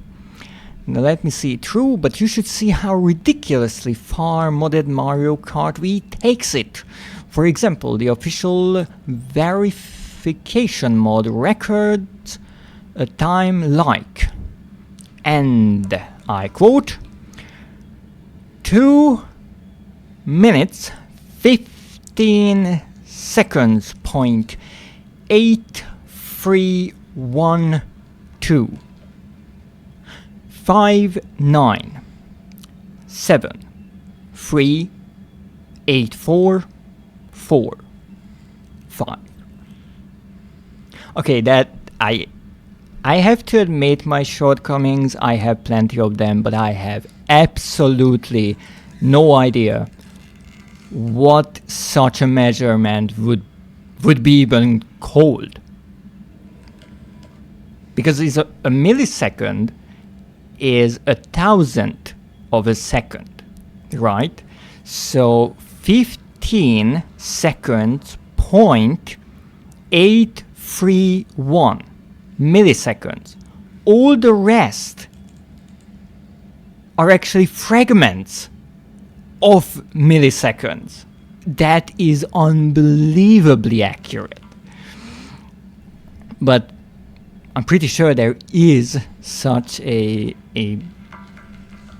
word that describes it. How on earth a millionth of a second would make the difference is beyond me. Look, if you manage to beat the world record with a millionth of a second, I'm pretty sure you will say that makes the difference. The numbers, the numbers. Actually, how many numbers is that? 1, 2, 3, 4, 5, 6, 7, 8, 9, 10, 11, 12. 12 digits after seconds. Wow.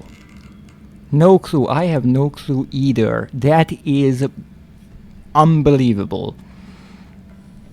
And especially because, and please allow me to say possibly something outlandishly stupid, because I know really little about Nintendo games. But you said Mario Kart V. And I'm pretty sure V stands for the console, Nintendo V. And knowing Nintendo, they didn't port it to PC or any other consoles. So the fact that the modders could somehow make such programs work on a console is brilliant. Because again, with console, you're always kind of logged out of the system, and it takes years and years and really dedicated and clever people to somehow slowly get further into the system and somehow break it. So that would be a 1 billionth of a second at the end there. 100 billionth. My bad. I mean, if I counted that right, I believe you. But here's the thing: 1 billionth or 100 billionth. I mean, do we really care about those two numbers? I mean, yeah, we should, but it's crazy. It's really just crazy. But sometimes that is what it takes. There were extremely close races in speedruns, in sports, in all kinds of things. So that accuracy is important. And even in science, in technology, sometimes you are working with really tiny margins. So why not use the same philosophy and techniques with a game? It makes it fun. And hey, you have a really long number to display, so why not? So where was I? Oh yeah, talking about Eddie. And the one fact here that kind of surprised me is when James asked Eddie if he is going out alone, he didn't snap back at him. You might remember when we first meet Eddie, he wants to stick together with James and possibly leave Silent Hill, and James says that he's not done with what he is here for and he can't do that. And the second time we meet, I think in the movie theater, he's a bit upset about how we ask if he wants to come with us, help find Laura. And he even says something like, you didn't care about me when we first met, so he won't come with us. And I guess it hurts him a bit that we didn't want to help him, but we want to help Laura and even want him to look for her.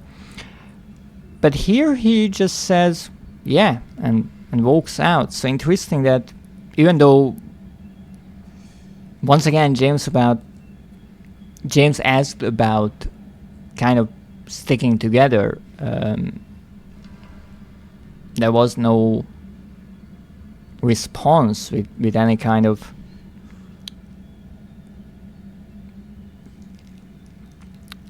aggression or anger. But I feel like we will meet with him again. Who knows? Now the question of, is this person dead, and were he dead before Eddie got here? That's a great question. I am actually unsure. One thing is for sure, for some odd reason this one desk is frozen. Excuse me. He sure looks dead, indeed. That I am mostly sure about. The question is, when did he die?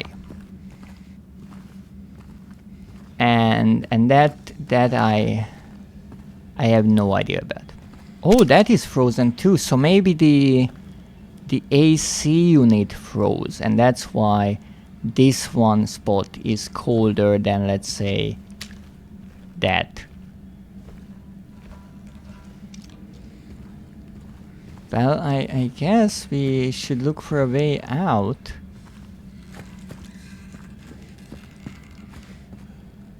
Is there absolutely anything here that I should look at?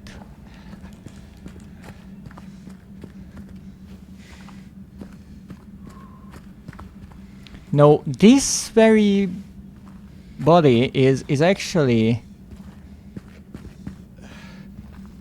visible on that painting, which would suggest to me that it wasn't Eddie who killed him, since the painting is possibly older. But then again, it wouldn't be exactly logical to think that someone died on that or at that table, and then someone created a painting of it and they just kind of left the body there just to match the painting. So who knows what this means?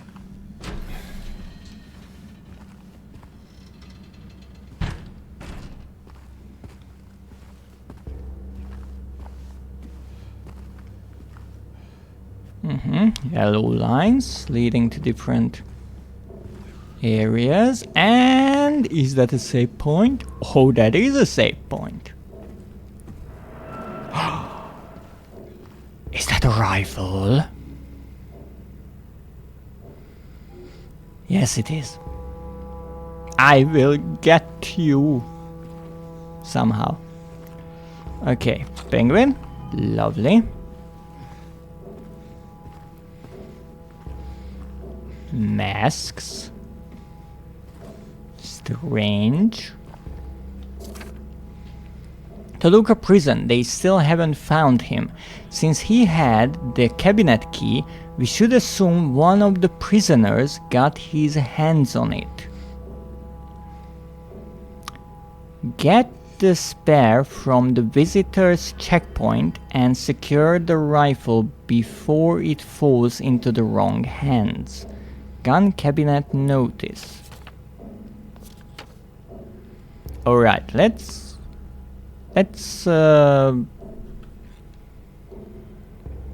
think about this for a moment.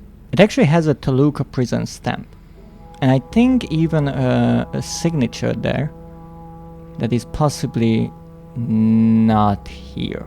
Yes. So they didn't find him, possibly a prisoner who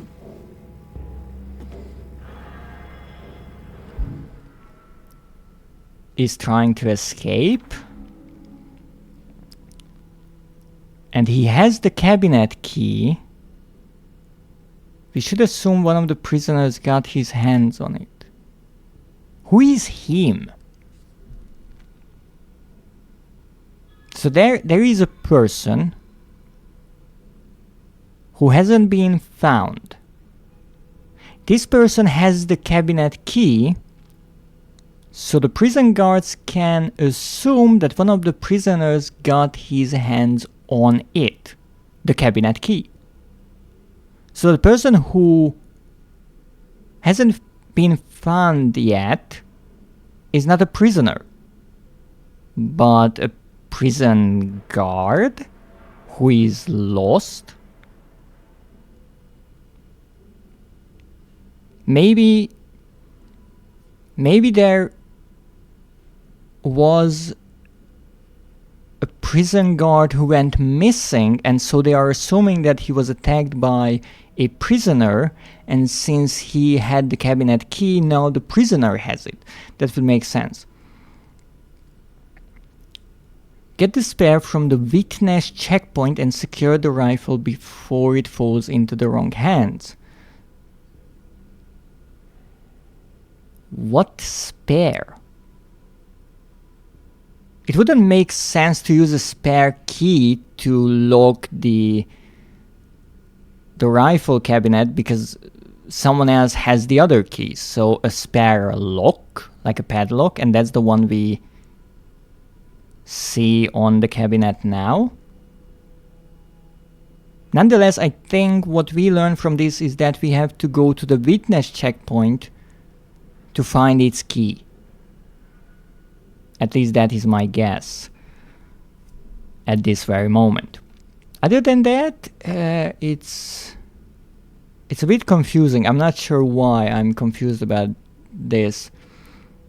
Because if it was just a prisoner who is attempting to escape, then it would say they still haven't found him. Since he had the cabinet key, we should assume that he will go to the cabinet, but then it talks about one of the prisoners as a different person. So I think we are talking about two different individuals here. And maybe we will be able to figure out who that missing prison guard was. But first we have to figure out where the witness checkpoint is and secure the rifle before it falls into the wrong hands. Right? We will certainly keep the rifle safe from anyone.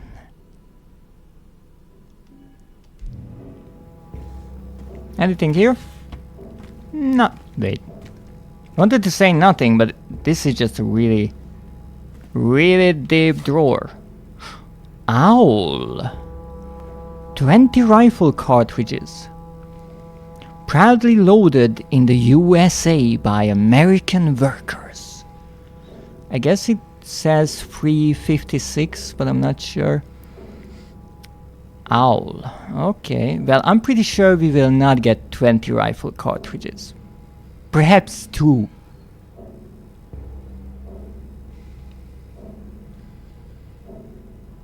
But that is a mean looking owl. Yeah, we got 2.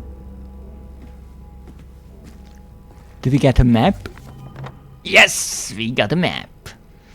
Rifle cabinet. Toluca prison. First floor main section. Second floor. Wait, no, what? How many maps are there?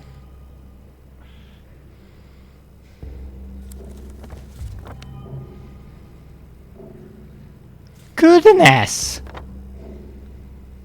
Okay, so there's a first floor main section, a first floor serpent section, which is the death row, the second floor, which has a bull on it. Then there's the boar section, which is the administrative section, also on the first floor. Then we have the third floor, the lower levels, which has a pigeon, I think. And I think that's it. So we have 1, 2, 3, 4, 5, 6 maps. So that's why there were so many pieces of paper there. Goodness. I have a cable and a bubble tea. Now that is great news. So, okay, let's try to make sense of this. So the witness checkpoint.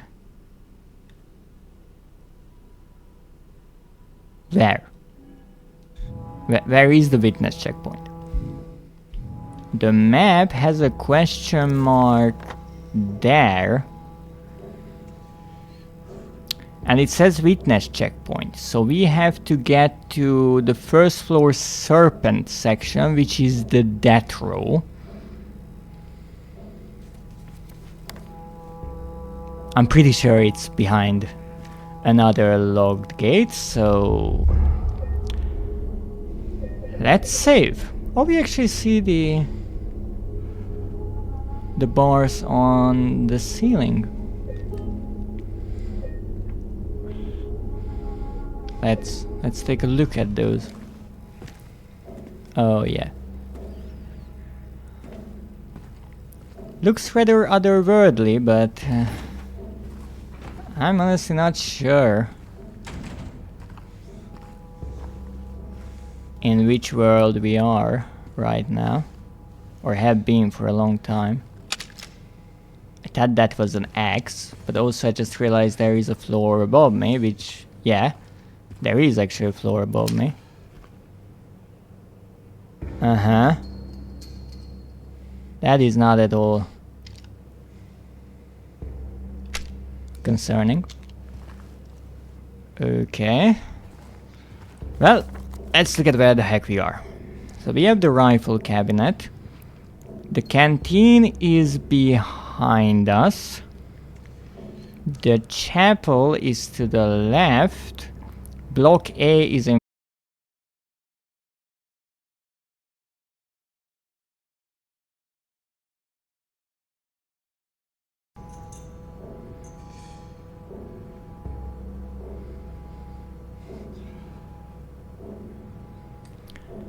Okay, I understand that it was kind of a revelation that I understood what those illustrations mean. But let's not over-exaggerate things here, right? So, now that my internet is back to being stable, because it's enough if I'm unstable. Thank you very much. Let's see. So the main section is the middle one. The bottom section is the death row area, and I guess we enter on the top left there. And the top... no, this is the second floor. The top portion is this, the bore section. Okay. I'm pretty sure we will have to go through everything, so let's try to actually go in the direction we should. Oh, the brick is back, and thank you for the stretch. So in theory, this is the gate leading to the death row. Yeah, that's about following where we should go. This should lead to the cell blocks. And we can actually go there. Okay. And this leads to the chapel.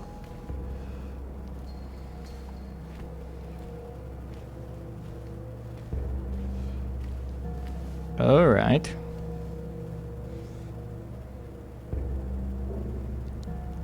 Rather extreme.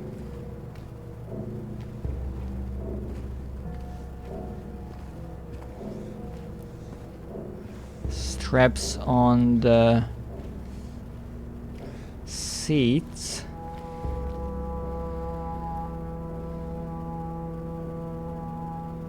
I don't think if I turn off my light I will be able to see more. No. Candles.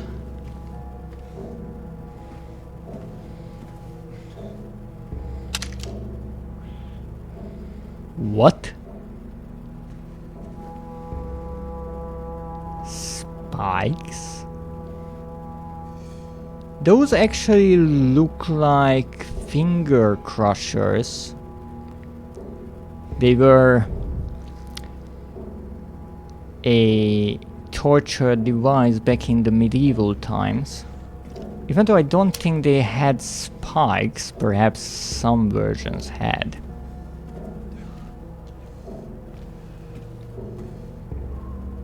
And that is how they worked, with a little threaded rod making the bottom part slowly lower with more and more force, crushing the fingers.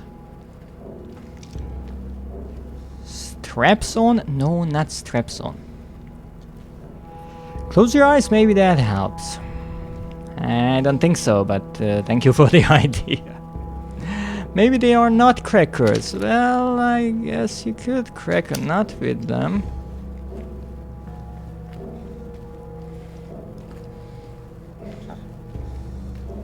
But they are rather concerning. Especially the fact that they are here.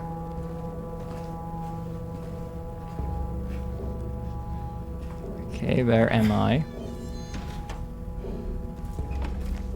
I guess this is the room of the priest.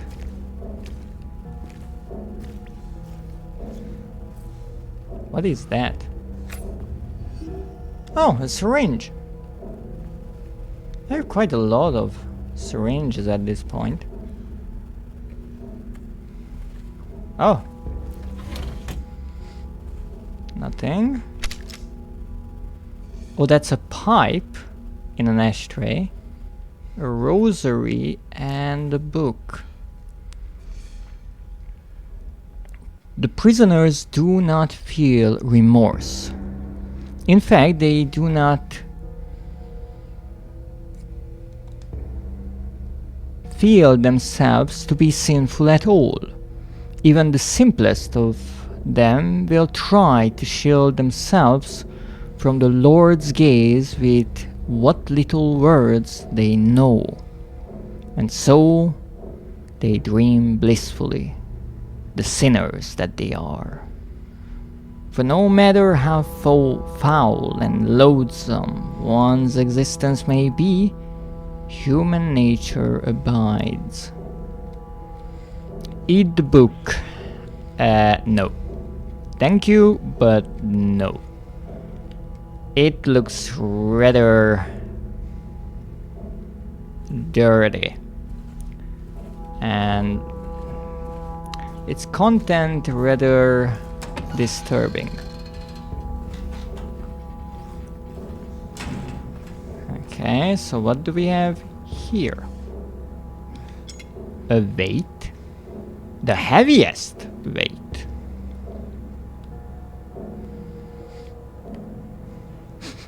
I smell a puzzle ahead. And a fight.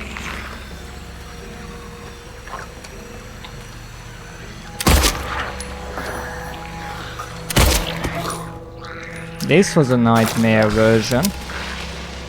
So this blew up. And I'm happy that nothing came out of here. I honestly wanted to check to be safe, but that could have costed me quite a lot.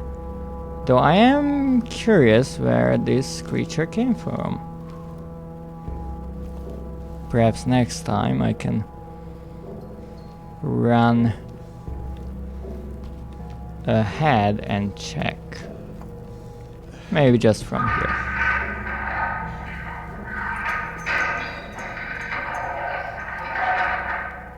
What? You can lick it to check if there is blood on it. And why would I want to know if there's blood on it? Also, I'm pretty sure that there are more sophisticated and technologically advanced ways to check the presence of blood. But I guess this is the only way we can go.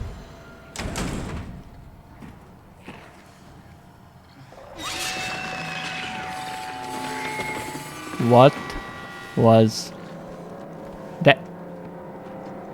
Is this door closed? Okay, no. Good start. But those are more expensive and take longer. The best way to check if something is bone is to kick it. Oh, lick it.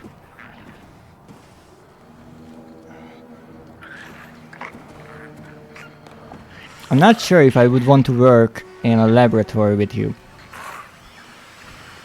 I mean, I would probably enjoy watching you work. Again, these creatures in the straitjackets, oddly fitting to this environment, but equally disturbing, knowing that they might have been the prisoners of this place. Now I did see that switch, but I am not turning any switch.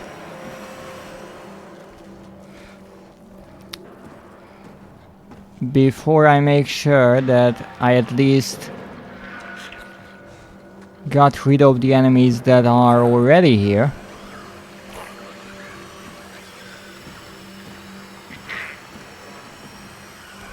Oh.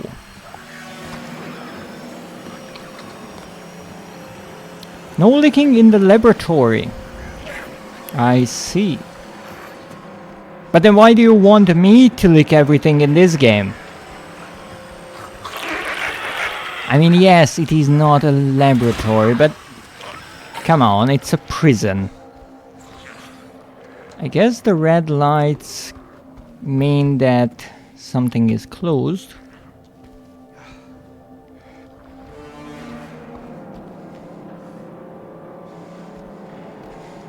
At least I guess.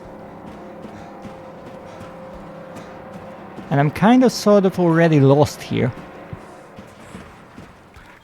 coward. Wow. That was rude. And rather uncalled for. Okay, what the heck is this place? So in theory there is a staircase here. Well, it's closed, so we don't have to worry about that. There is a staircase. No, not here. My bad. Here. I guess that leads to the basement. That guy is already the Lulu. Might as well commit to it. Well, he might have some troubles, but he's not entirely insane, I think. So this leads to the yard. But in theory there should be a small room there. Except I cannot get to it, but... Well, I guess let's look around outside here, because we might as well, given that we are already here. He's at least pathetic. I mean, he might be a bit lost, but he survived quite a lot. I can't necessarily take that credit away from him. Why do I think that I'm not alone on this yard? Also, what the heck am I stepping on? Let's hope that's just mud. But he also went there. That's not smart. That is true. I feel he is a bit desperate for finding his wife, which would be impossible if she is indeed dead. But we don't know that for sure. Let's say that we have conflicting informations. Oh, oh, sorry. The gallows.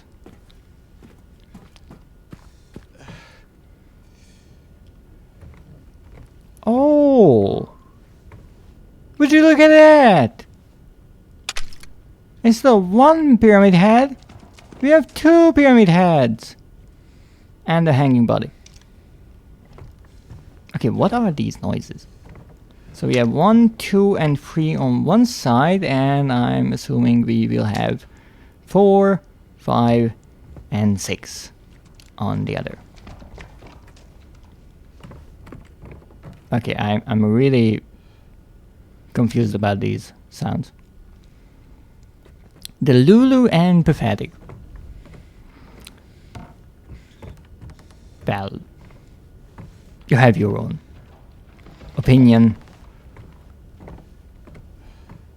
I will wait until I get to play through the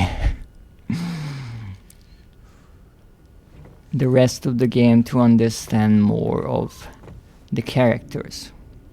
But I think there should be a lever here that possibly activates these.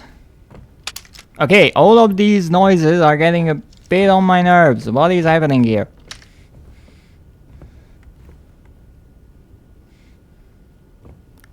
Feed them some fingers to see if they procreate. But this is not necessarily Minecraft. And actually I cannot interact with the pyramid head carvings.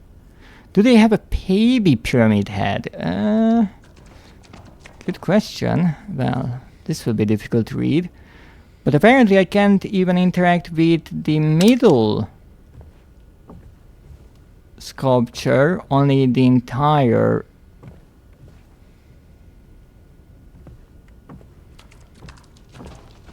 I don't even know what this is. Stone.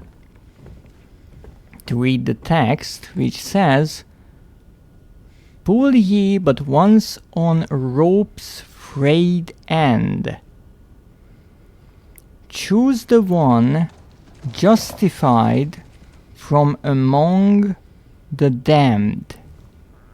Seek out their tales, think upon each sin, or let blind fate choose, let the judgment begin. So I guess the judgment once again is about Pyramid Head providing it. And it seems that this puzzle will ask us to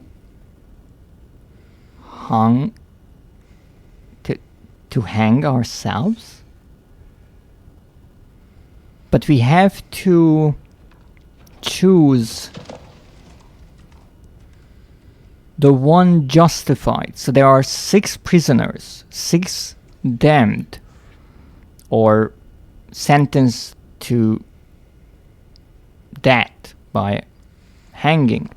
And so we have to seek out their tales and choose the sin that is justified. Or, well, the least evil. Or let fate choose by just picking randomly, I guess. Would they lay eggs or would they give birth? I mean, Pyramid Head seems rather humanoid, so I think... give birth? Would the egg be pyramid shaped? You know, that is actually a rather interesting idea. I guess that could be. And I have a feeling this will be another puzzle with... oh, come on. With the weights.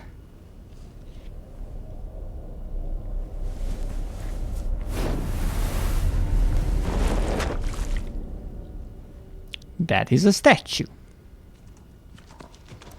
And we have 3 weights and 3 are missing. And in theory we have 1. And we somehow have to work this out. Now what is interesting, we have the needle of these scales in the background pointing almost perfectly upwards. And there are 4 symbols of 4 animals. And those animals are the ones on the doors inside. So this is how we open them? That would be a rather interesting idea. But for the time being, we still have to look around.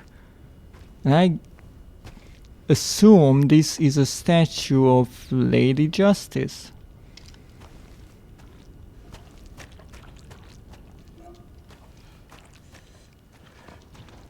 Was there really a save point here? I have to admit I did not see it, even though I went around, didn't I? Well.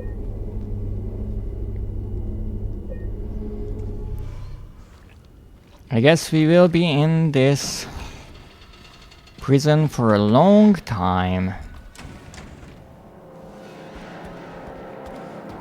So let's start the exploration. Okay, so this leads down. We don't want to go down. There is a switch here which might be turning the lights on, but it also goes up there. I'm not sure if it activates whatever that is, even though that seems like a valve, so possibly not.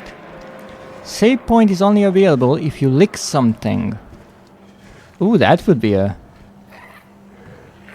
rather cruel limitation. Perhaps for a later rerun. In the summer. With ice cream.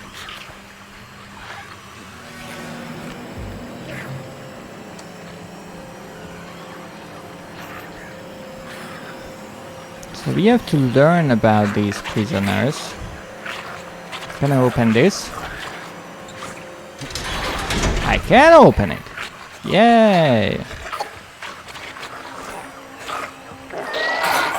Is there any reason as to why I would want to open it?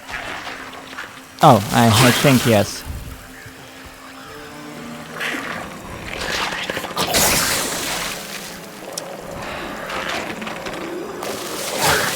I don't know, I kinda don't want to kill them.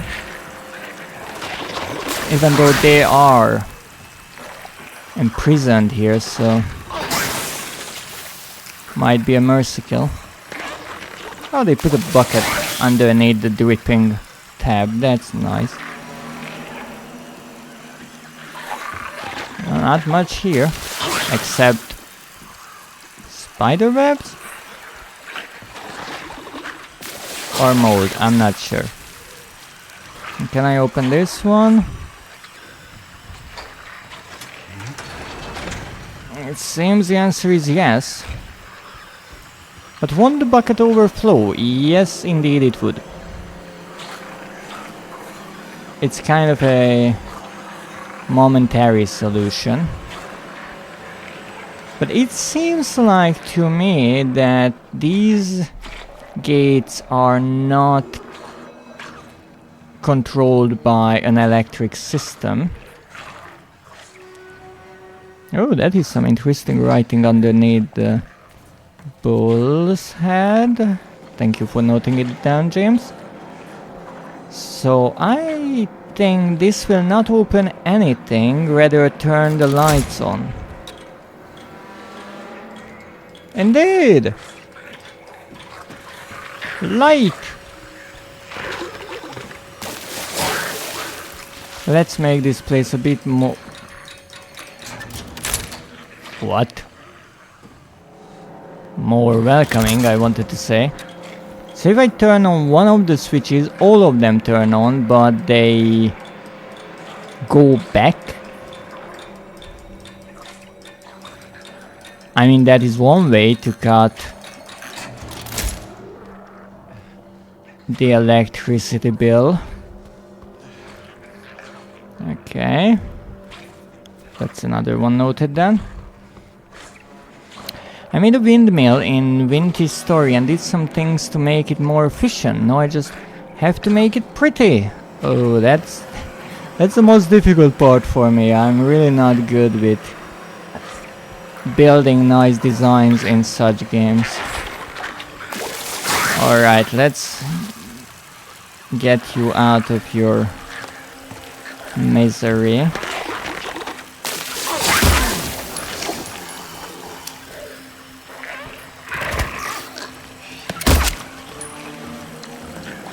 I mean...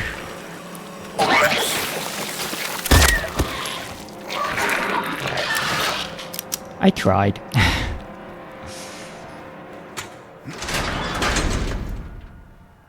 Why is it good that there's a hole here if... Rifle rounds, if you can just open the door.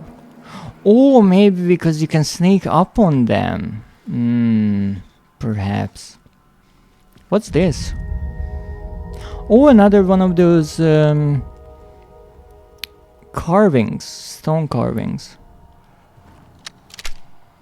And some religious pictures. However, nothing that I could read. I have to collect so many stones. It's around 60 blocks high. Wow. That is rather tall. At least based on my Minecraft knowledge. Well, we have one hole to crawl into. We are not going in there. Or in here, apparently.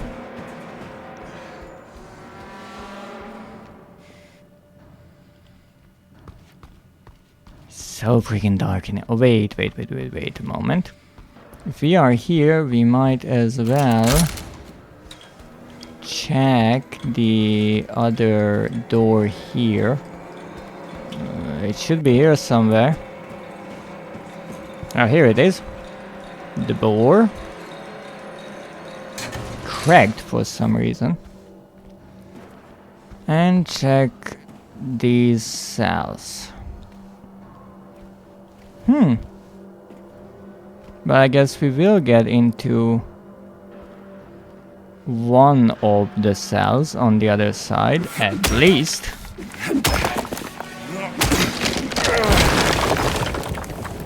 It needs to be so high for the max wind bonus. Oh, that is an interesting feature in a game. Now, why did I come here? Oh. So, perhaps this wasn't the goal. That other cell was. It's been a while since we had a proper duel.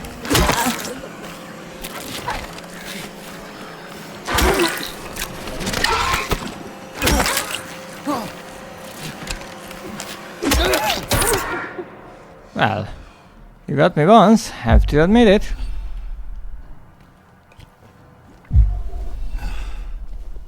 You were just hiding here. Okay, shells. Pipes. Not much more.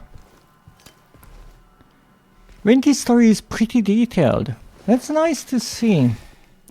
I've never played it, but I saw you play it a bit. I'm happy that you enjoy it. Well, nothing here. Ah, you! What are you hiding there for, huh? Maybe... just maybe I could sneak up on them. What you think? I still don't have milk from my goats. I have to wait for the third generation... What? Only third generation goats give milk? That's interesting. Oh, eyeless boar, headless serpent, rifle cabinet, hornless ox. Interesting. Now what is this place while I'm at it? A locked door. Third generation is comfortable around people. Oh, domesticated. Oh, what an interesting idea. Alright. Now I will turn off my light and sneak in here because there is an enemy in there. And I'm curious if I will be able to sneak up on them somehow. No, I won't.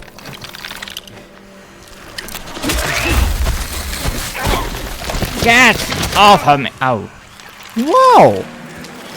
You sure hurt me a lot with that. No, you don't. You stay down, or I put you down again. I was curious if it's possible to sneak up on these creatures. Perhaps if I have my light off, but apparently the answer is no. The higher the generation, the more milk. Is there change with age as well, perhaps? What is that sound? I've been to all of these places and where did you come from?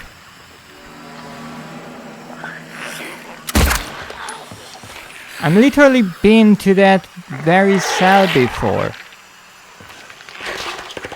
Oh no, you don't.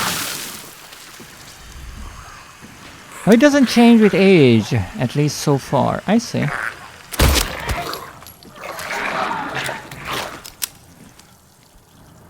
The game is still in development. Oh, really? It's an early access title? I didn't know that. Yeah, this is one of the...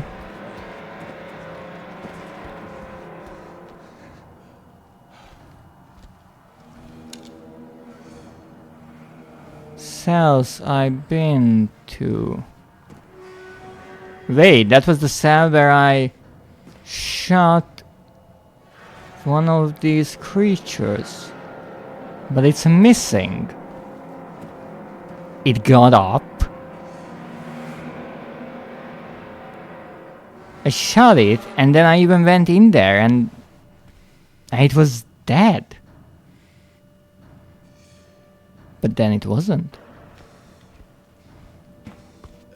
Alright, things are getting interesting.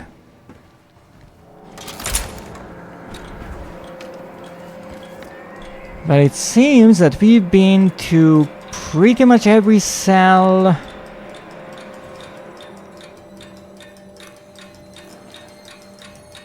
And we have, well, nowhere to go other than work with that puzzle. Yes, since 2016. Oh!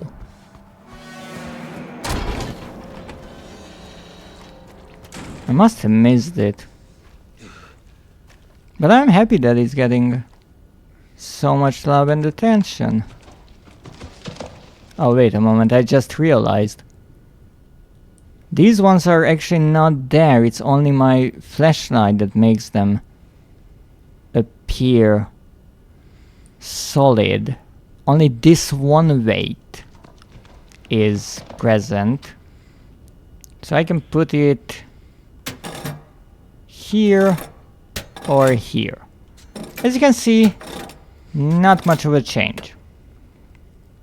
So I need the weight that I recovered, and that is the heaviest weight with a little leaf carving on it. So now we have this one. Let's see what this does. Okay. That's too much. So I guess what we have to do is put this here. And it seems we have to be pretty accurate about it. So we have to put this here.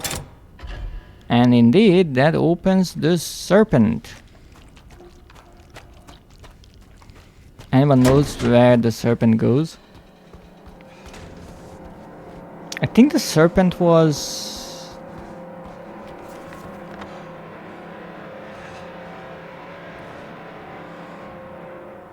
the death row one? But that leads to the bottom one. Yeah, this is the serpent. The serpent section.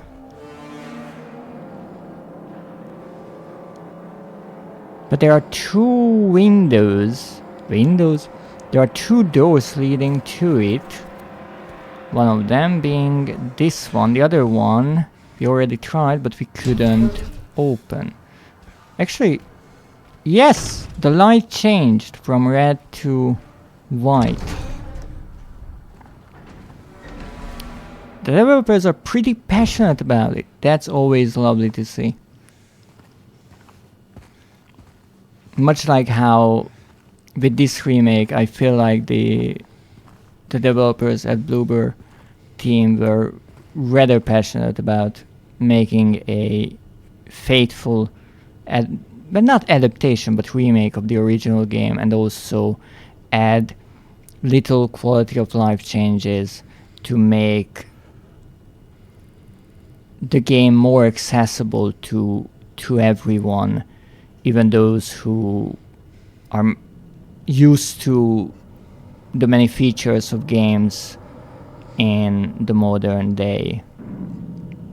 And I really respect their work on this.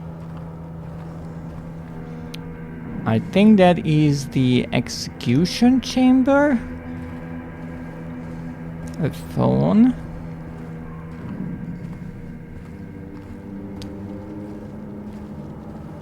This is one depressing place.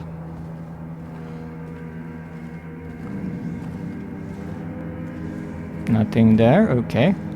Let's check the corners before we run into something.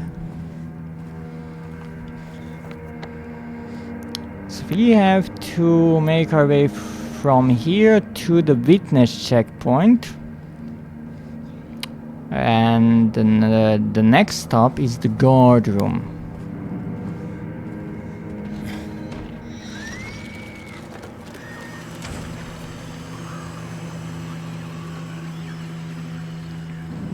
Well, we should be safe in here. What is that?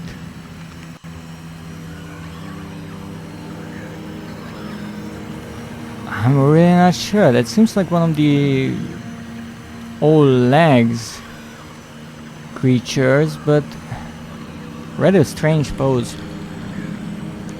Every chamber is an execution chamber if you execute someone in it. Fair enough.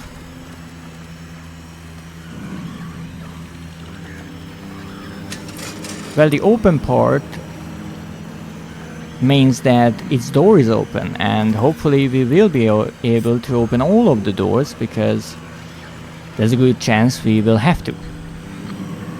Taluka Prison, a reminder to all guards. Effective immediately. It is absolutely mandatory for everyone to familiarize themselves with the revised generator maintenance manual. We all remember what happened last time there was a spike, though I'm certain most of us would very much want to forget. We will not have another incident. I wonder what happened last time when there was a spike. Actually, I thought it would talk about how there was maybe a power outage because we are talking about a generator, but apparently no. Maybe too much electricity got into the system, and that caused some problems. Oh! Hello there? Did I see that right? Well, now we have spiders. Aha! I can see!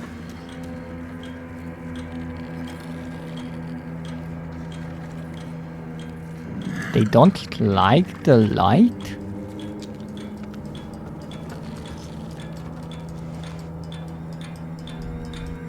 By the way, I might work in a zoo for my bachelor thesis. That is rather exciting, but I have to ask the mandatory question when it comes to zoos. Which one is your favorite animal?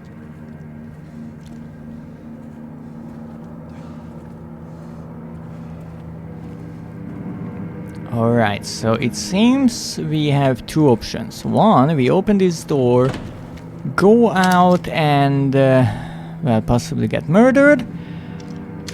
Or we turn on the light, open the door, go out and possibly get murdered. Well, if we are getting killed, we might as well see it.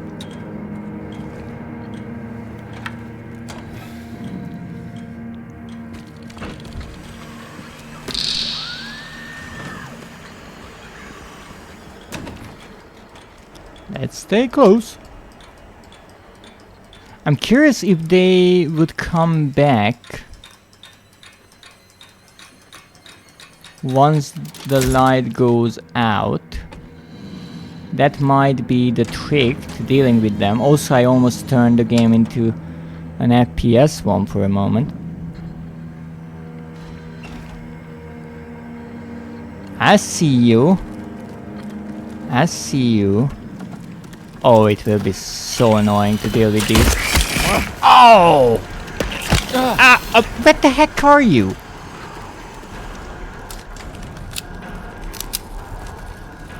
Okay, this will be interesting, especially because there are 2 of them. I have to get rid of at least one to be able to learn how they move. But they are quick. I don't really have a favorite, I think. Now I see. Well, is there any animal that you are looking forward to seeing in a zoo? I don't know why I missed this one, to be perfectly honest.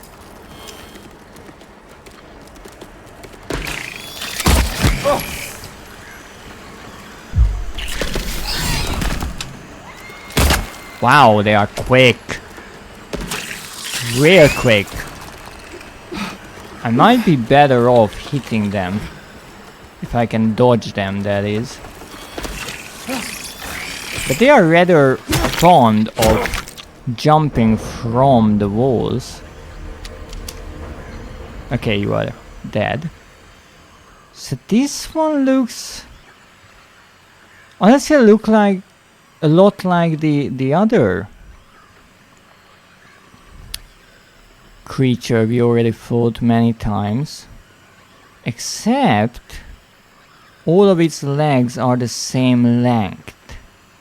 I think the other kind that walked upright like a person had shorter legs as arms. But we have to find the other one first to make sure this place is safe. Alright, we're not going there.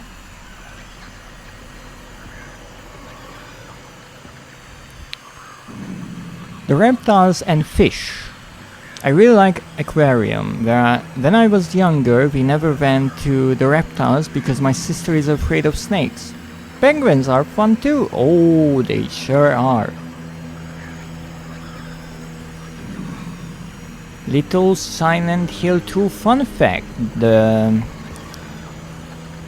bullets for the pistol is actually called Penguin. I totally missed them, didn't I? Oh, you come back!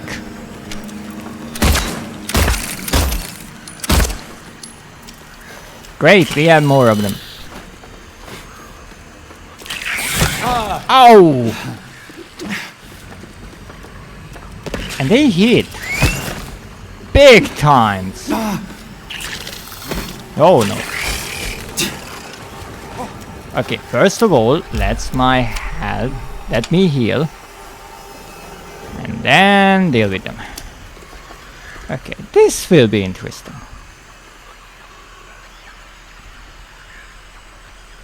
This is one heck of an enemy. It's really difficult to figure out where they are. It's really difficult to hit them.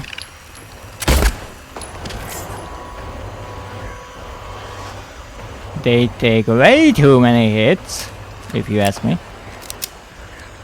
And they can move vertically, which adds some extra danger to them. Stop moving! Stop it! You're dead! Stop moving! I will kick you until you stop it. No! And now stay dead. Okay, I think we're good for now. This is closed. Oh! So that is one of the upright ones. As you can see, their upper legs seem a bit shorter. Also, they actually bend forwards, whereas the spiders, I think, bend backwards.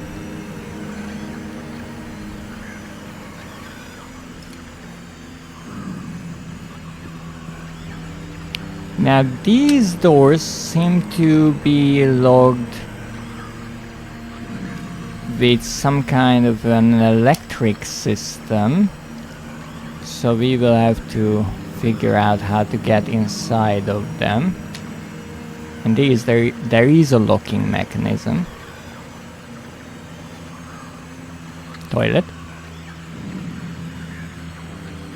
I once was tweaking because there was a man in front of me who kept saying wrong facts about animals to his girlfriend.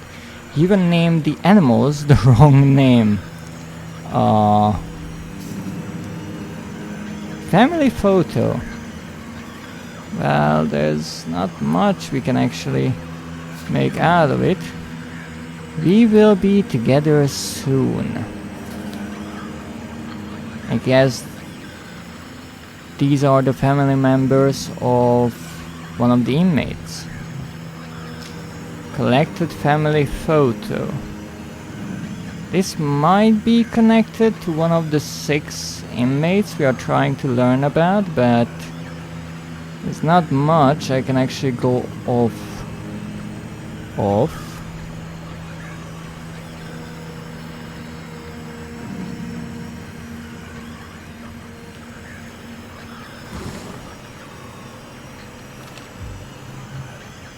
You see?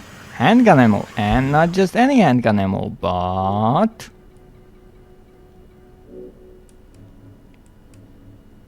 penguin handgun ammo. Thank you for the lurk.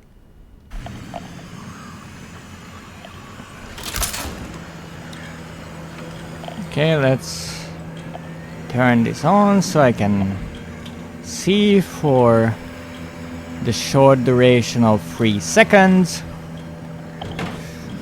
Lovely, this is logged.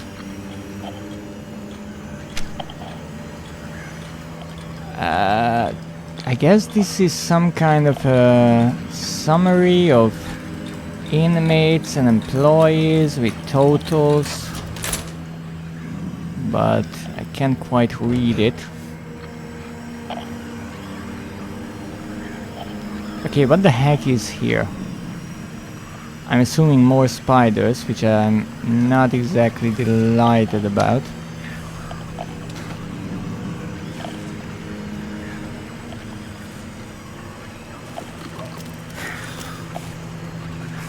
I like how they are a bit skittish. They actually run away from direct confrontation. It's an interesting detail. But let me tell you, it would certainly help if the ceiling wasn't so darn high. Well, this will be fun.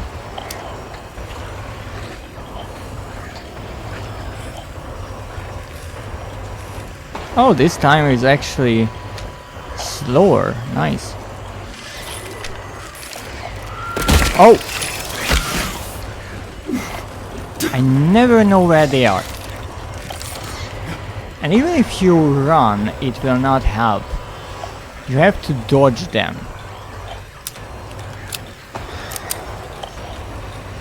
And that is not so easy.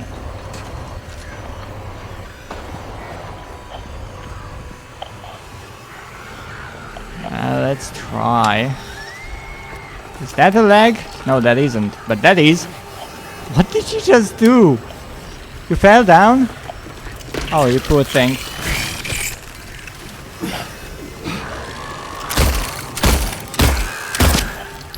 Okay, I'm pretty sure half of my bullets missed there, but we still got the creature, so that's alright. There was at least one other spider here. Can I go in here? Just because this seems like a safer spot, even though it was rather reckless of me to just run in here. bullets! I mean, I know I have plenty of bullets, but... ooh, I'm wasting a lot. Okay, this is once again logged.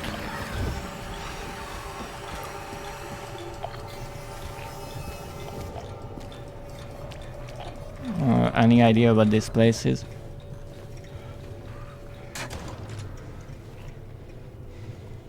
Okay, let's see.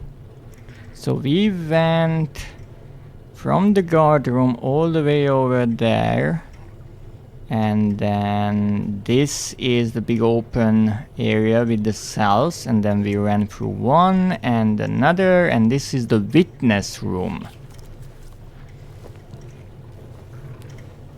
which is connected to the execution chamber. This is where the executions could be watched. It's a rather morbid place, but it is in a way a form of peace to some of the relatives of those who were harmed by the one executed. Nonetheless, it is a disturbing sight.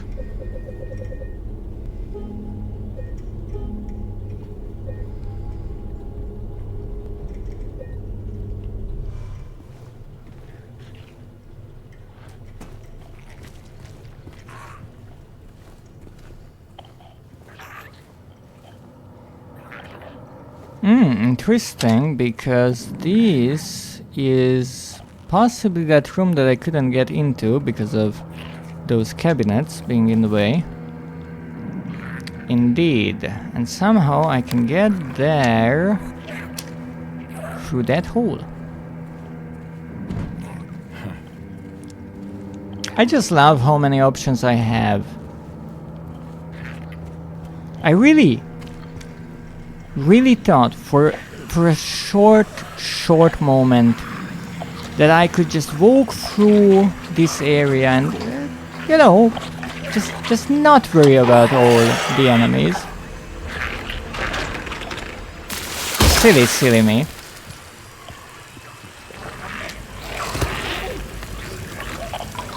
Okay, I think I managed to hit them because they went slithering. Could you move in a more unpredictable way, perhaps? Thank you. Can I open this? Because that would be absolutely wonderful. Of course not. Alright. Alright, let's look for the spiders. We have a nest spider infestation here. I guess turning the lights on would be beneficial to us. Ace is closed as well. Don't you love it? And closed. These doors are all locked electronically.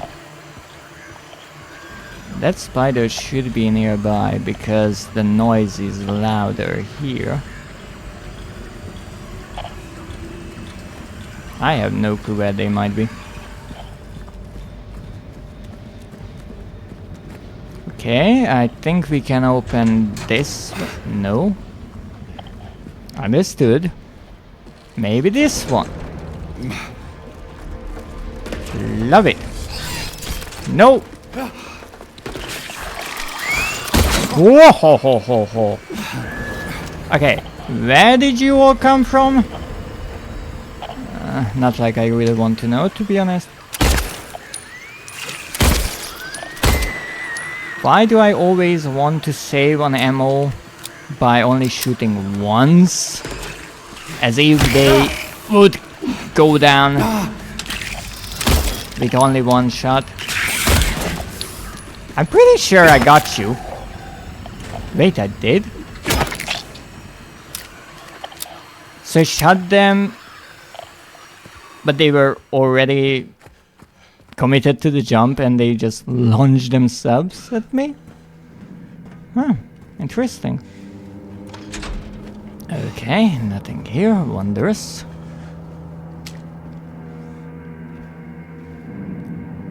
Is that a nurse? This is no place for a nurse.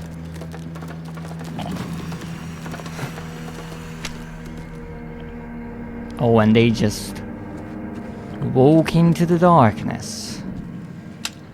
Oh, that's strange.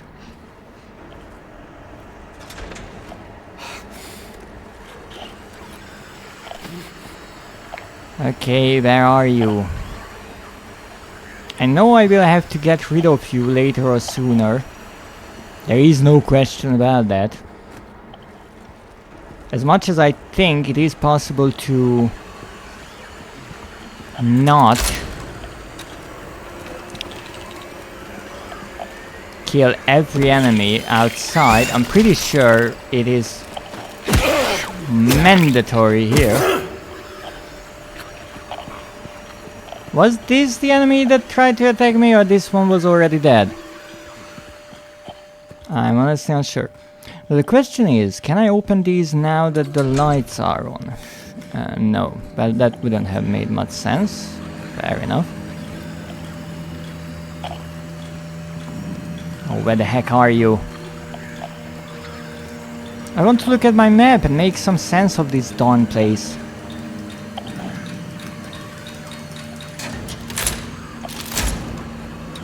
I also need some tape to tape down these freaking switches. Okay, so everything is closed. We checked everything and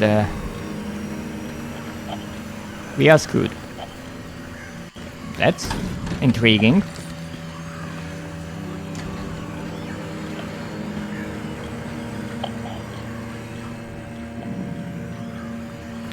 Where the heck are you? You're disturbing my radio. And no one messes with my listening experience.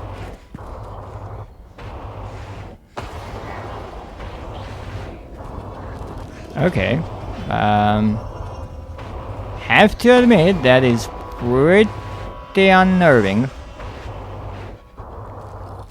I also just noticed that things are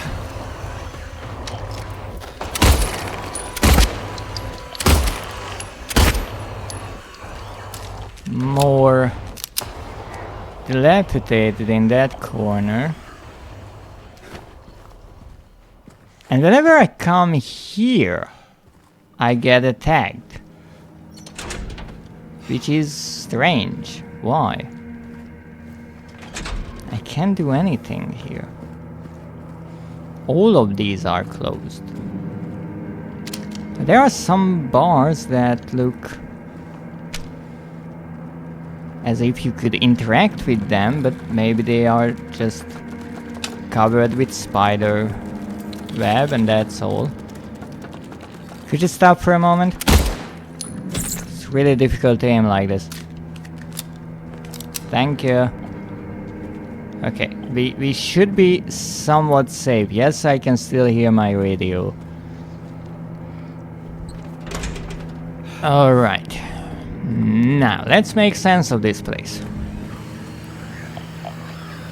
We have to go through that hole, so somehow we should be able to get into this cell.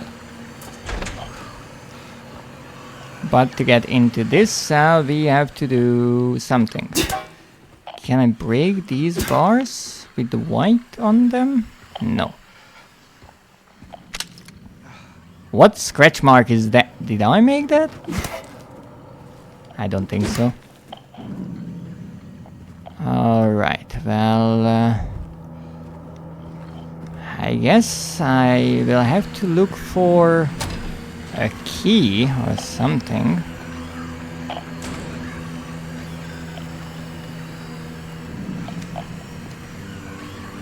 This one is blocked.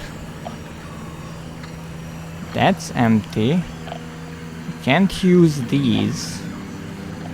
Maybe I can use them if I turn the light on. That would make little sense, but let's see. No.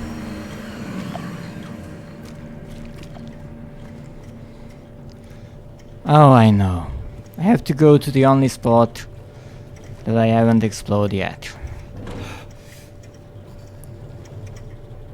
The chamber. Safety instructions. Alright. Power transfer levels. Green. Maintenance level used to test before each use. Yellow. Optional level. Maintain for safe operation. Red. Danger level. Do not operate can result in power spike and system overload. I have to admit I'm not sure what my intentions are here. I'm pretty sure I can break this glass because it is safety glass. Do I want a system overload or not? Well, I mean, there's only one way to find out. Okay, that added a bit. A bit more. That's quite a lot. Okay, what if we activate it in green? After all, that is the safety check. Nothing happened.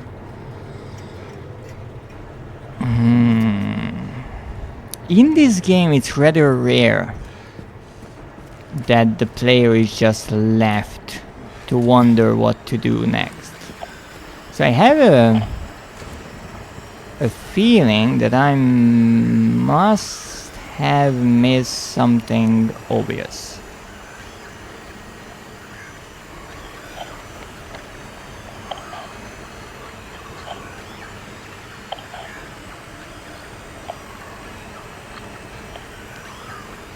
Came from there, checked the guard room that had the note about the powers. Spikes.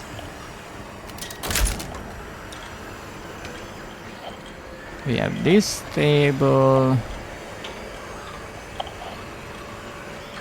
What was in E4? That's the only one that is open. That was the one with the photo.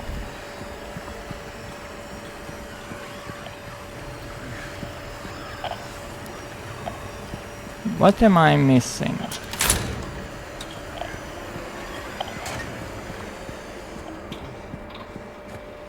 Something on this pillar?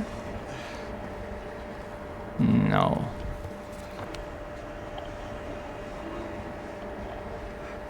I guess the idea is that we want to create a power spike, because that will overload the system in some way and perhaps open some of the doors. Well, I guess let's go. Oh, I see. I see. I wondered why. Why would this be a puzzle? You just have to turn all the switches on and you overloaded the system. But no, if you turn some of the switches, then others one will turn off. Now we are in the yellow. And nothing much happened. Well, no surprise. So we have to somehow make this go up into the red.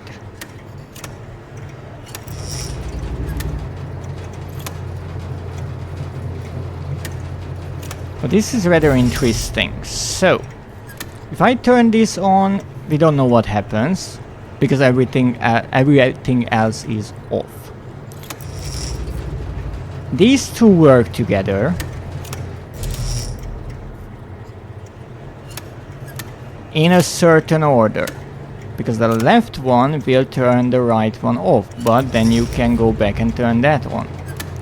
This one turns this off, but we can once again turn it back on. So the idea is that there is a certain order to them. And you don't necessarily have to figure out all of the connections, you can just kind of go along switching the levers, and that's nice.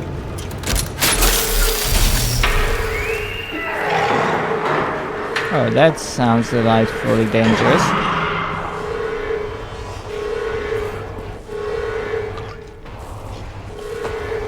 I honestly thought I would see something there. And I feel like I do. Well, this was certainly a wonderful idea. So this is the way back. Come out with your hands up. If you have hands, that is. Oh! Okay, I understand you cannot put your hands up. Understandable.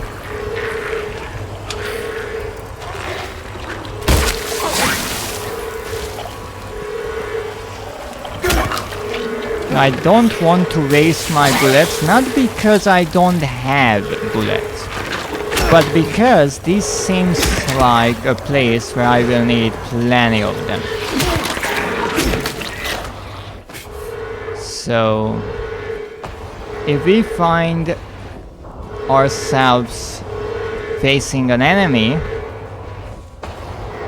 that I can deal with somewhat safely, then I think the best course of action is to do exactly that. Oh goodness.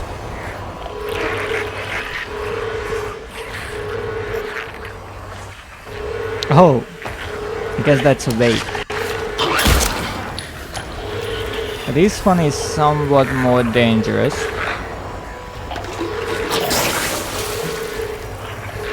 But I think we can deal with it.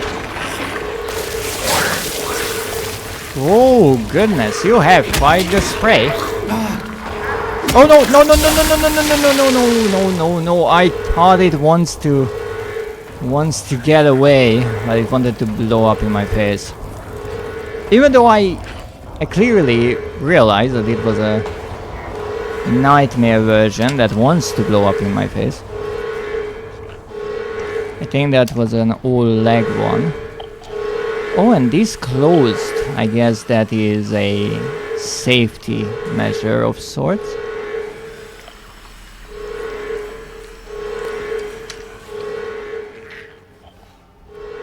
Come out with your legs up.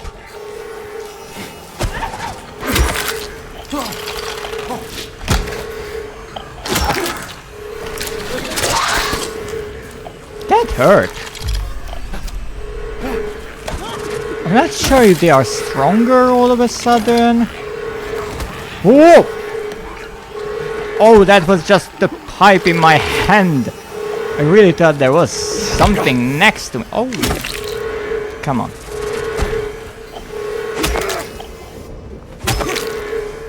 Okay. I thought I saw something there. Well, whatever. Let's check what we can. Okay, these two are empty. Excuse me?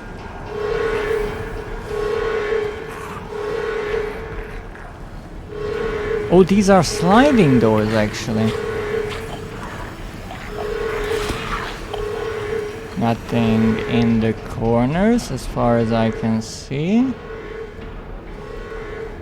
Nothing on the ceiling. No, I even have to check that.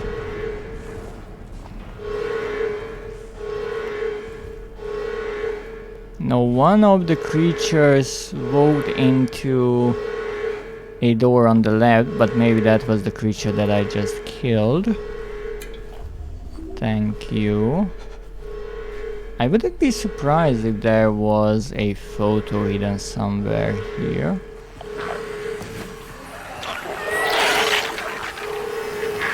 Okay, this is slightly dangerous because we are in a narrow corridor.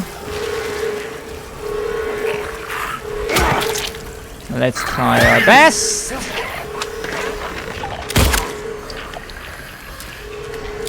I shouldn't come here because I don't know what's awaiting me here, but it's not like I have a choice.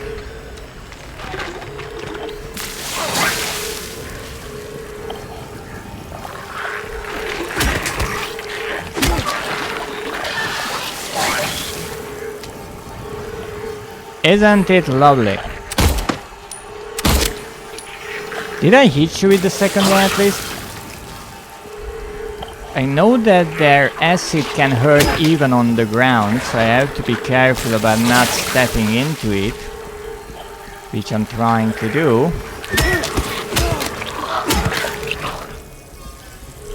Alright. Let's see. Next one. Bullets.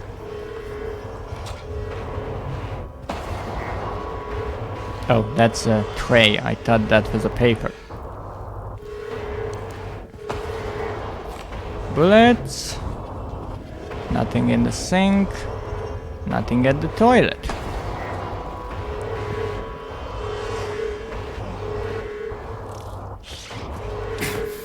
What was that? Oh, you! Alright, you want a duel? You get a duel! Oh, you! You're not bad yourself, but you're not winning this. Oh, would you look at that?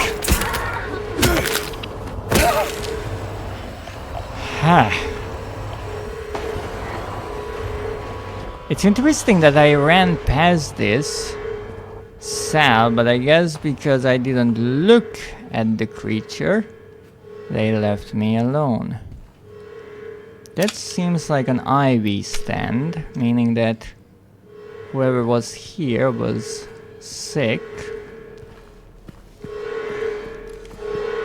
And an interesting little detail. There is a wheelchair in the execution chamber, which could mean that the person on the photo who was in a wheelchair was actually the person who was sentenced to this prison. Okay, is this closed? Okay, it is. Wonderful. I'm actually rather happy about that, to be honest.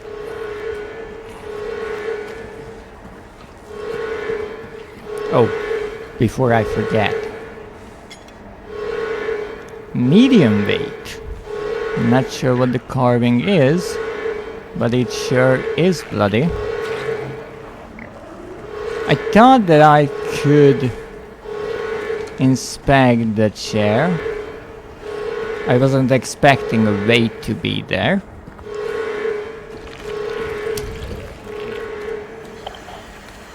You are dead, you know. Or supposed to be. No. You're not agreeing with that? Okay, will you just move out of the way, please? No. What if I shoot you? No, you're not moving. Okay. Okay, you don't like a gun being pointed at you. Understandable.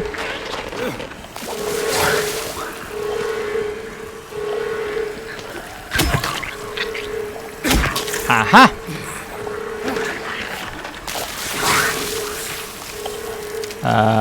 I wasn't in there.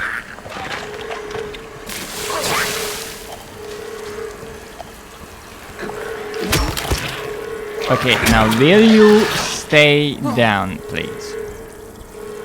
Thank you. What is up with my internet now?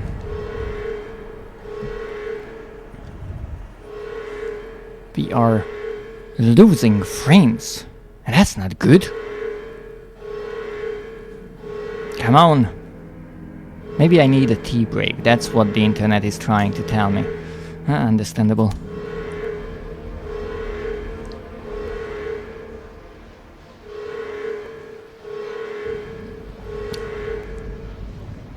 A tea break for me and a hard drink for poor James.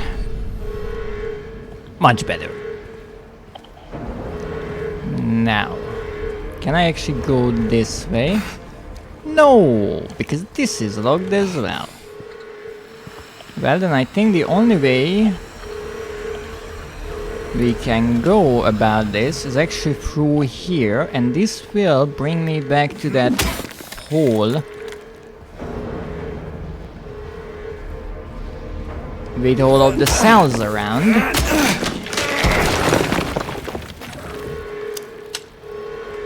And of course all of the doors being open. Okay, I have to tell you, if you come through this hole, I will shoot you. I hate how intelligent the enemies can be sometimes.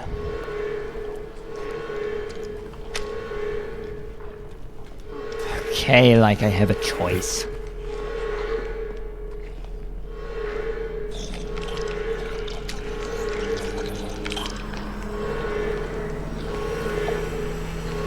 Oh goodness. Almost forgot about her. Would you be ever so nice and come just a few steps closer so I can see you and shoot you from a safe distance? Of course not.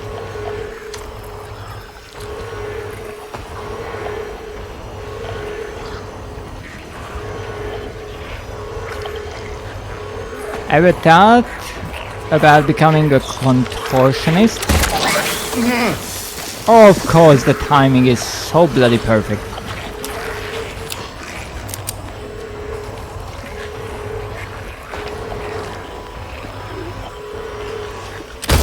I'm sorry for the cheap shot. But I like to survive. Also, you are still gorgeous.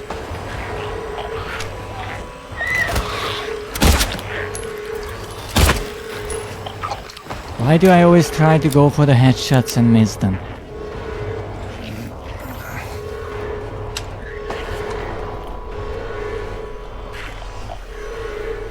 This is really no good. I have to get rid of the blowing up one. Okay, we did. Wonderful! Okay, do we have anything here? Not that I can see. Let's check one by one. I know for a fact I will get kicked in the face in one of these cells, but that's half of the fun.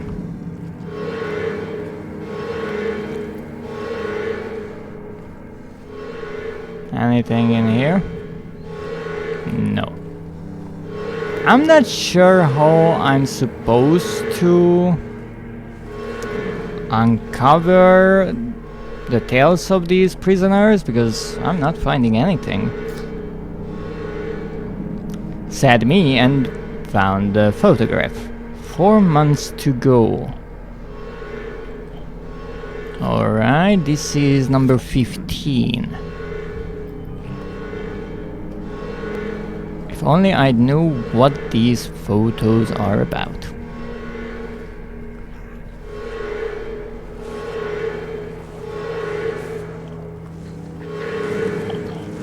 Why did you pull out your gun, James?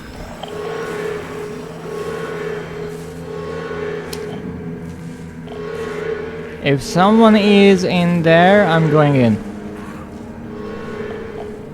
It's only polite to announce it. Can I actually turn this on? Of course not. Well, that's about the light. Okay, I think we're good on that side. And here, at least I can see through the bars. Which is a bit reassuring, at least. This is a bigger cell. How nice.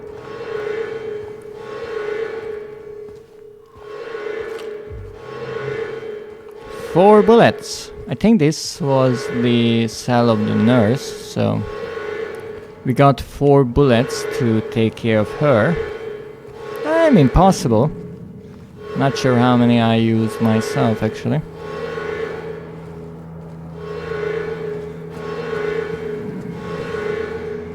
And here we are.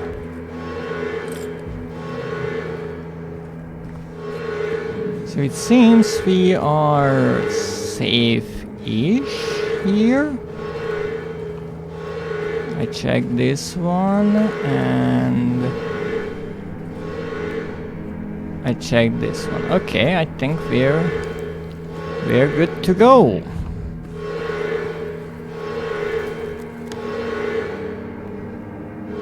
Yep, we're good to go.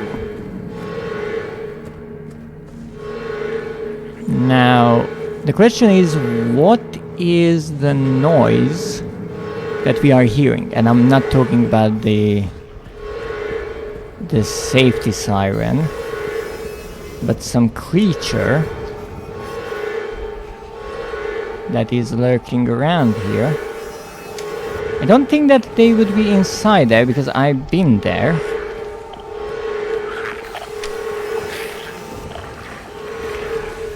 And I've also been there.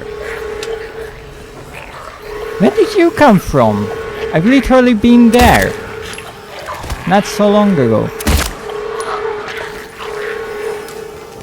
A shot to the butt always works. And not always, but what?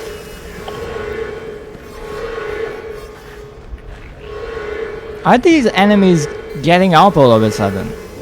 I mean, yes, it did happen before, but stop it. Alright. This is where we wanted to go.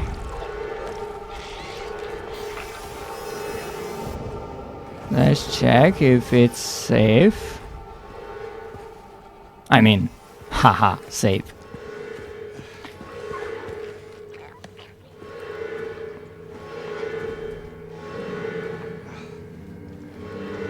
Nothing. Toluca Prison Execution. DR-88 report. Yes. Prisoner E662 age 23 sex male method electrocution witnesses 0. Note to medical staff: during last night's execution, the prisoner, assumed to have been disabled, simply stood up and approached the chair without any assistance. So I was right about the wheelchair. From now on, take utmost care when reviewing the prisoner's medical history. Guards need to be made aware how capable the prisoners are in order to avoid any incidents. Yeah, I'm pretty sure that would be quite surprising to see such a thing. Also, I like how every time we look at a note like this that James doesn't pick up, we also see the items around it, like the cigarettes here, and it really makes a nice kind of snapshot of that particular place with the mug here. It just shows you more than the text, but also the location in which this item is. I really like that. A nice detail. Nah. Anything here?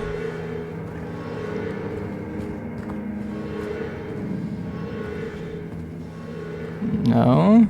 No. No. Rifle rounds. That's lovely. And all. I still don't have a rifle, but just saying. Hal drink. Lovely. A little mug. I'm pretty sure that had coffee in it, but I want to imagine that it was filled with tea. And here's the key to the armory. Yes! Even though, here's the problem. If we had to face all of these enemies without a rifle, what kind of enemy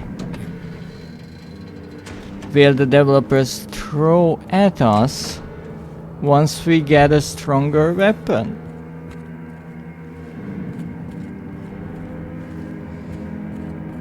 So this is the witness checkpoint where, well, the witness is coming in. I guess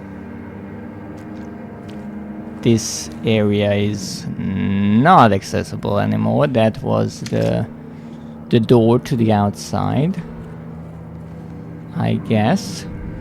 Oh, this is that ship. In the center of Silent Hill lies the town's major tourist attraction, Toluca Lake. But there's a darker side to this scenic, beautiful reservoir. What may seem a bread and butter local ghost story you've heard time and time again, in this case rings surprisingly true. One fateful, fog-bounded November day in 1918, a tourist cruiser called Little Baroness has set sail never to dock again. Newspaper articles reporting the event contain no details of the ship's disappearance. Despite an extensive police search, neither a single fragment of the ship nor the remains of the passengers or the crew have ever been recovered. But in 1939, an even more bizarre incident has taken place. Many pages are missing, torn out. Many corpses rest at the bottom of this lake. Their bony hands stretch out towards the boats that pass overhead. Perhaps they reach for their comrades. That is a lovely bit of writing.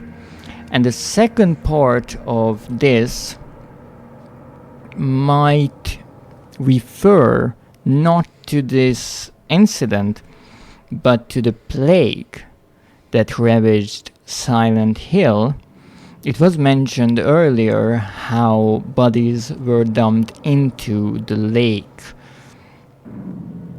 And I think there is actually a statue, memorial at the shore, reminding people of those who lie at the bottom of the lake. A watery grave.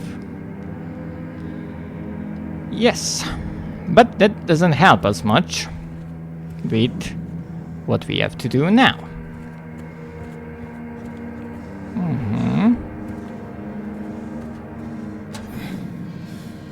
This is where I was, kind of reception area. And here we have two little rooms, a woman and a man's restroom, I'm assuming. Even though there are no markings. Now, every time we get to go into a gender-specific restroom, the men's one is always logged and the women's one is not. So let's try that now. The men's one is logged. Okay, the women's one is logged too. There goes my theory. Also, I just realized that the generator wasn't a literal generator, it was the machine used for the executions. I kind of didn't put that together, but it is alright.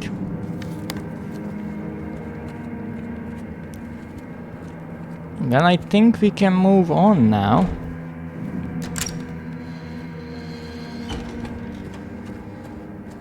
And get back here.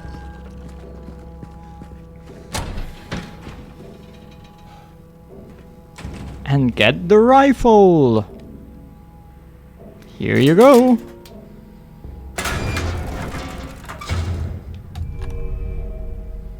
Ho ho ho ho, a hunting rifle.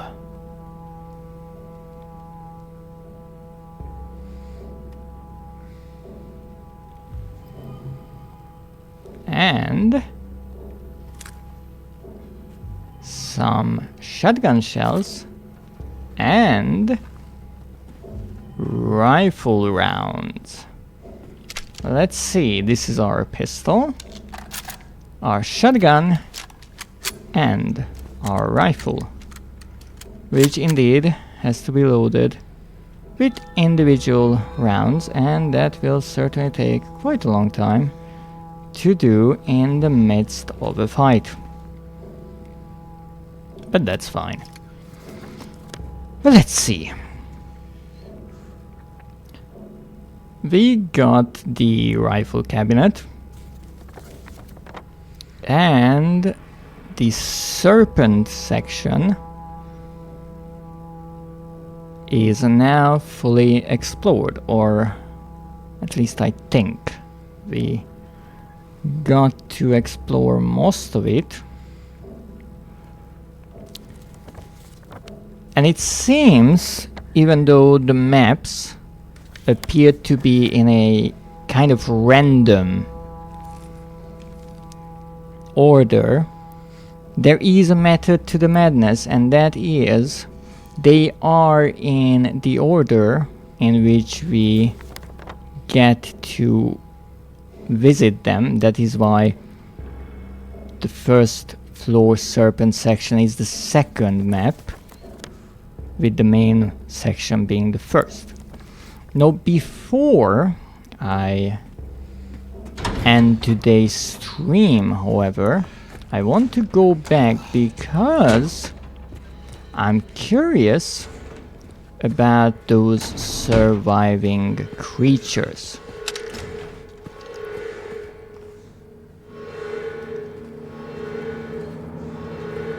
You see, I'm not necessarily thrilled about some of them just not dying.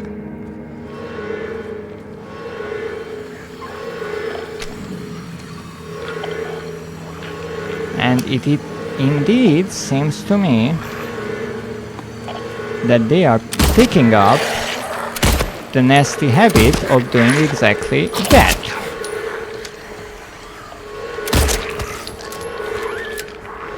Yeah, that took way too many bullets.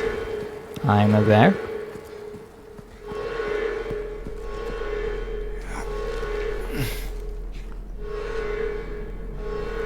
Well, the nurse stayed dead. Good girl. Alright, I know at least one enemy was alive here. Even though I killed it time and time again.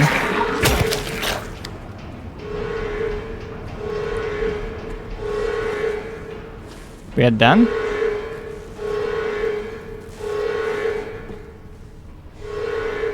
Okay, I think we are done. So that chair was there for a reason. No surprises. This game has so many lovely details. It's so amazing to see how much thought went into crafting the world of this game originally. And also in the remake, the developers hopefully didn't overlook anything. No, to me obviously it seems like they didn't, because there are so many lovely things that the player can figure out, but who knows? We will only know if we play the original game. But for now, we still have a remake to complete. Also, that light there, it's so pretty. And I understand it's just the light system working, but it was put there for a reason. No coincidence. I'm starting to see that there are no coincidences in this game. Also, did I get everything from here? Because I know I missed a bullet actually in the other room. Silly me, I know.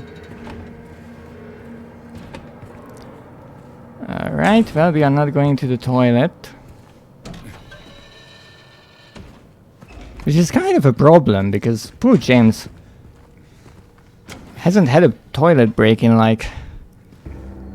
well, since getting here. So...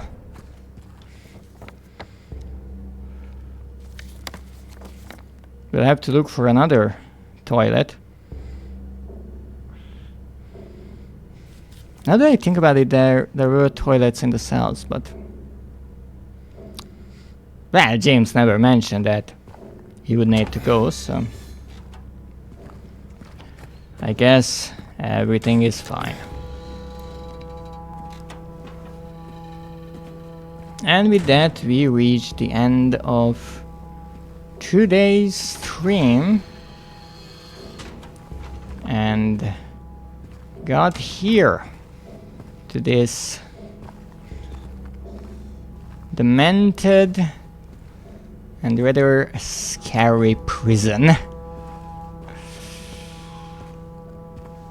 And next time we will continue on from here and hopefully check another few sections. But hey, we have a new weapon, and that is pretty good news in my opinion. Not to mention that I think we also recovered the medium weight,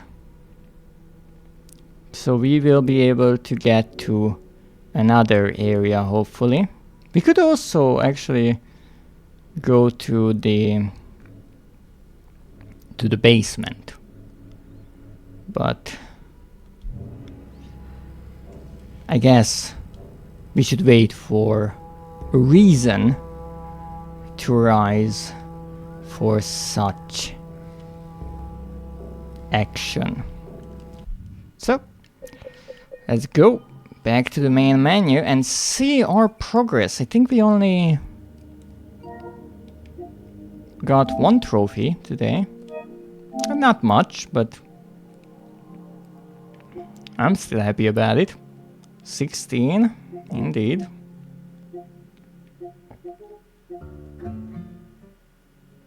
Toluca Prison, 26%. It said 0% at first, and I was like, excuse me? I did all this, and that doesn't even account for 1%. And we reached 66%. We went from 55 to 66. Wow. That's quite something. But I still feel like we will be in this prison for... well, I want to say at least one more stream, but possibly two. And we reached...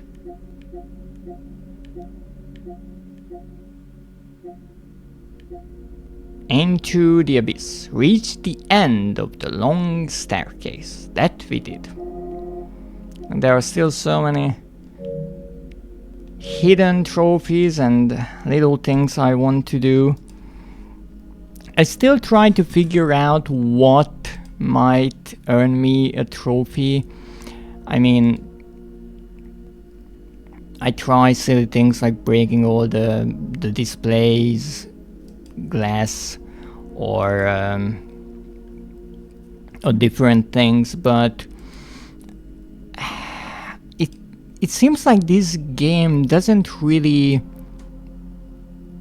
reward the players for the kind of stereotypical things, like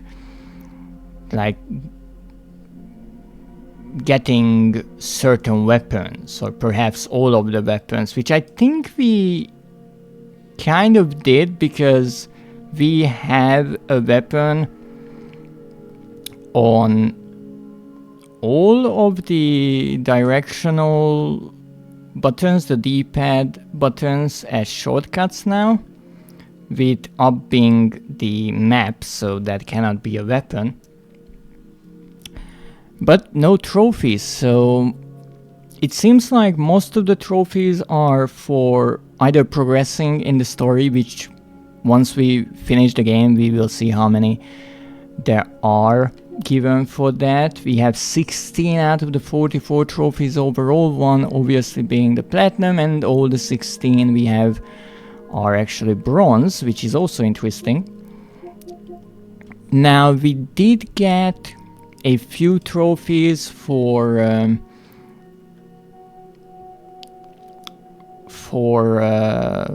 uncovering kind of secret things, or inspecting little hidden details, like the pizza leftovers, or one of the motel rooms. So again, the game rewards exploration both in-game and in the form of trophies.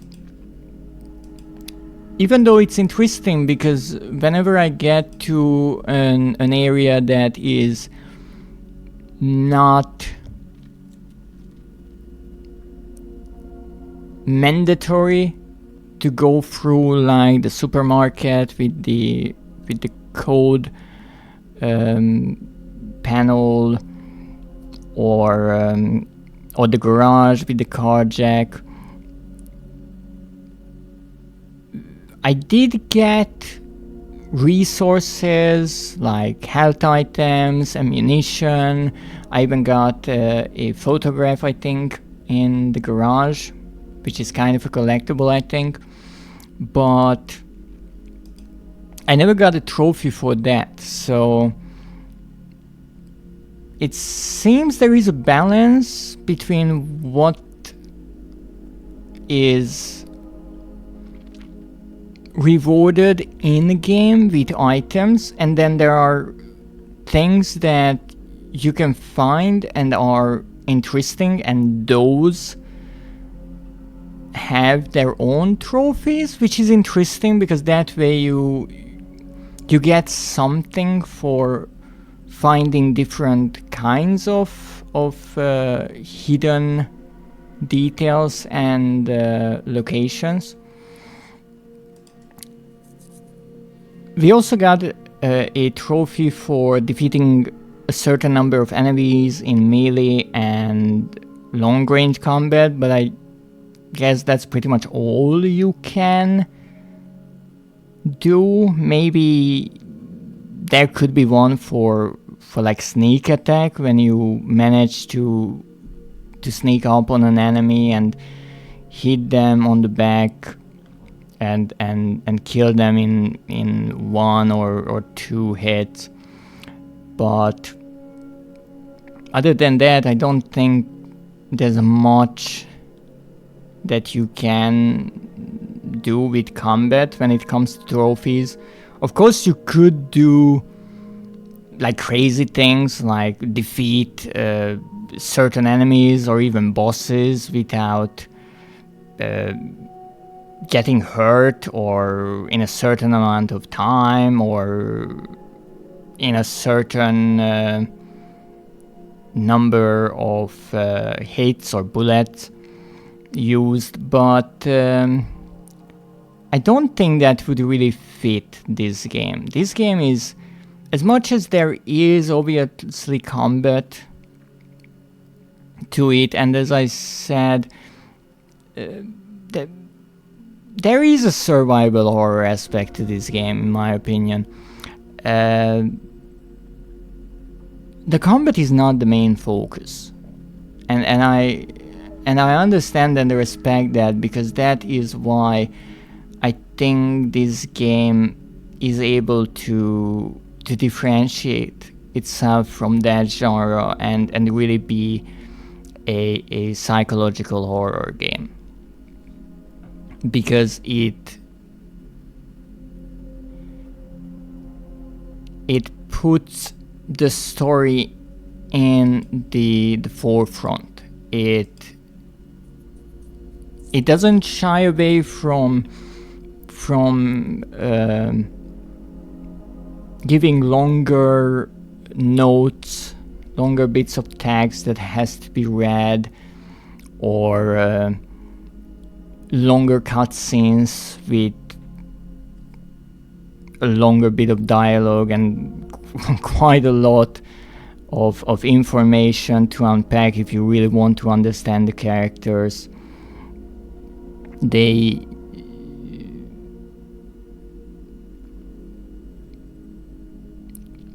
really tell you a lot about themselves, even though not directly.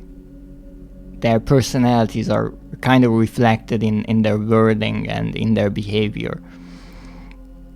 So I like that this game dares to take the story seriously and give the necessary time to the characters. So not only the player gets to know them and perhaps sympathize with them, but also to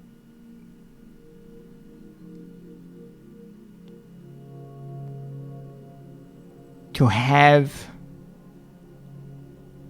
internet. Yes, to have internet, that's wonderfully important as well. But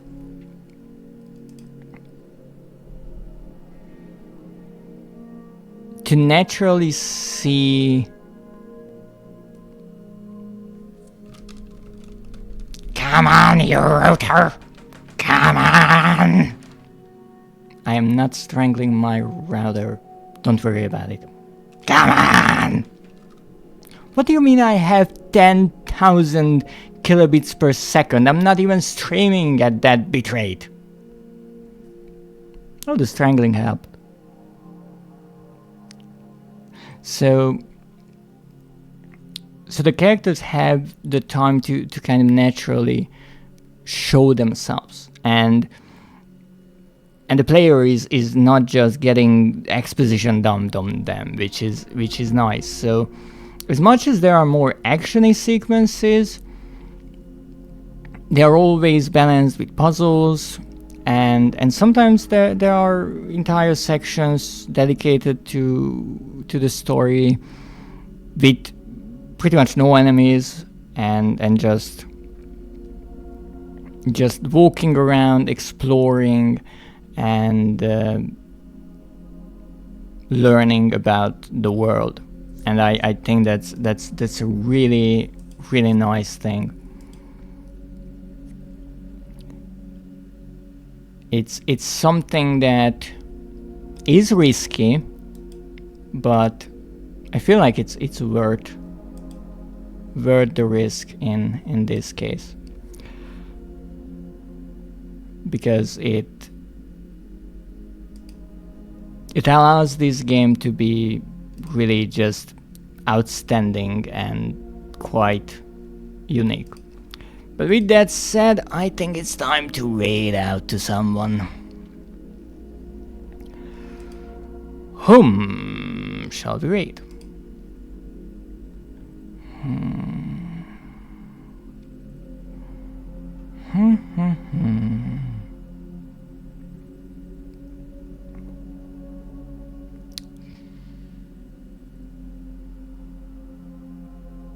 What is this?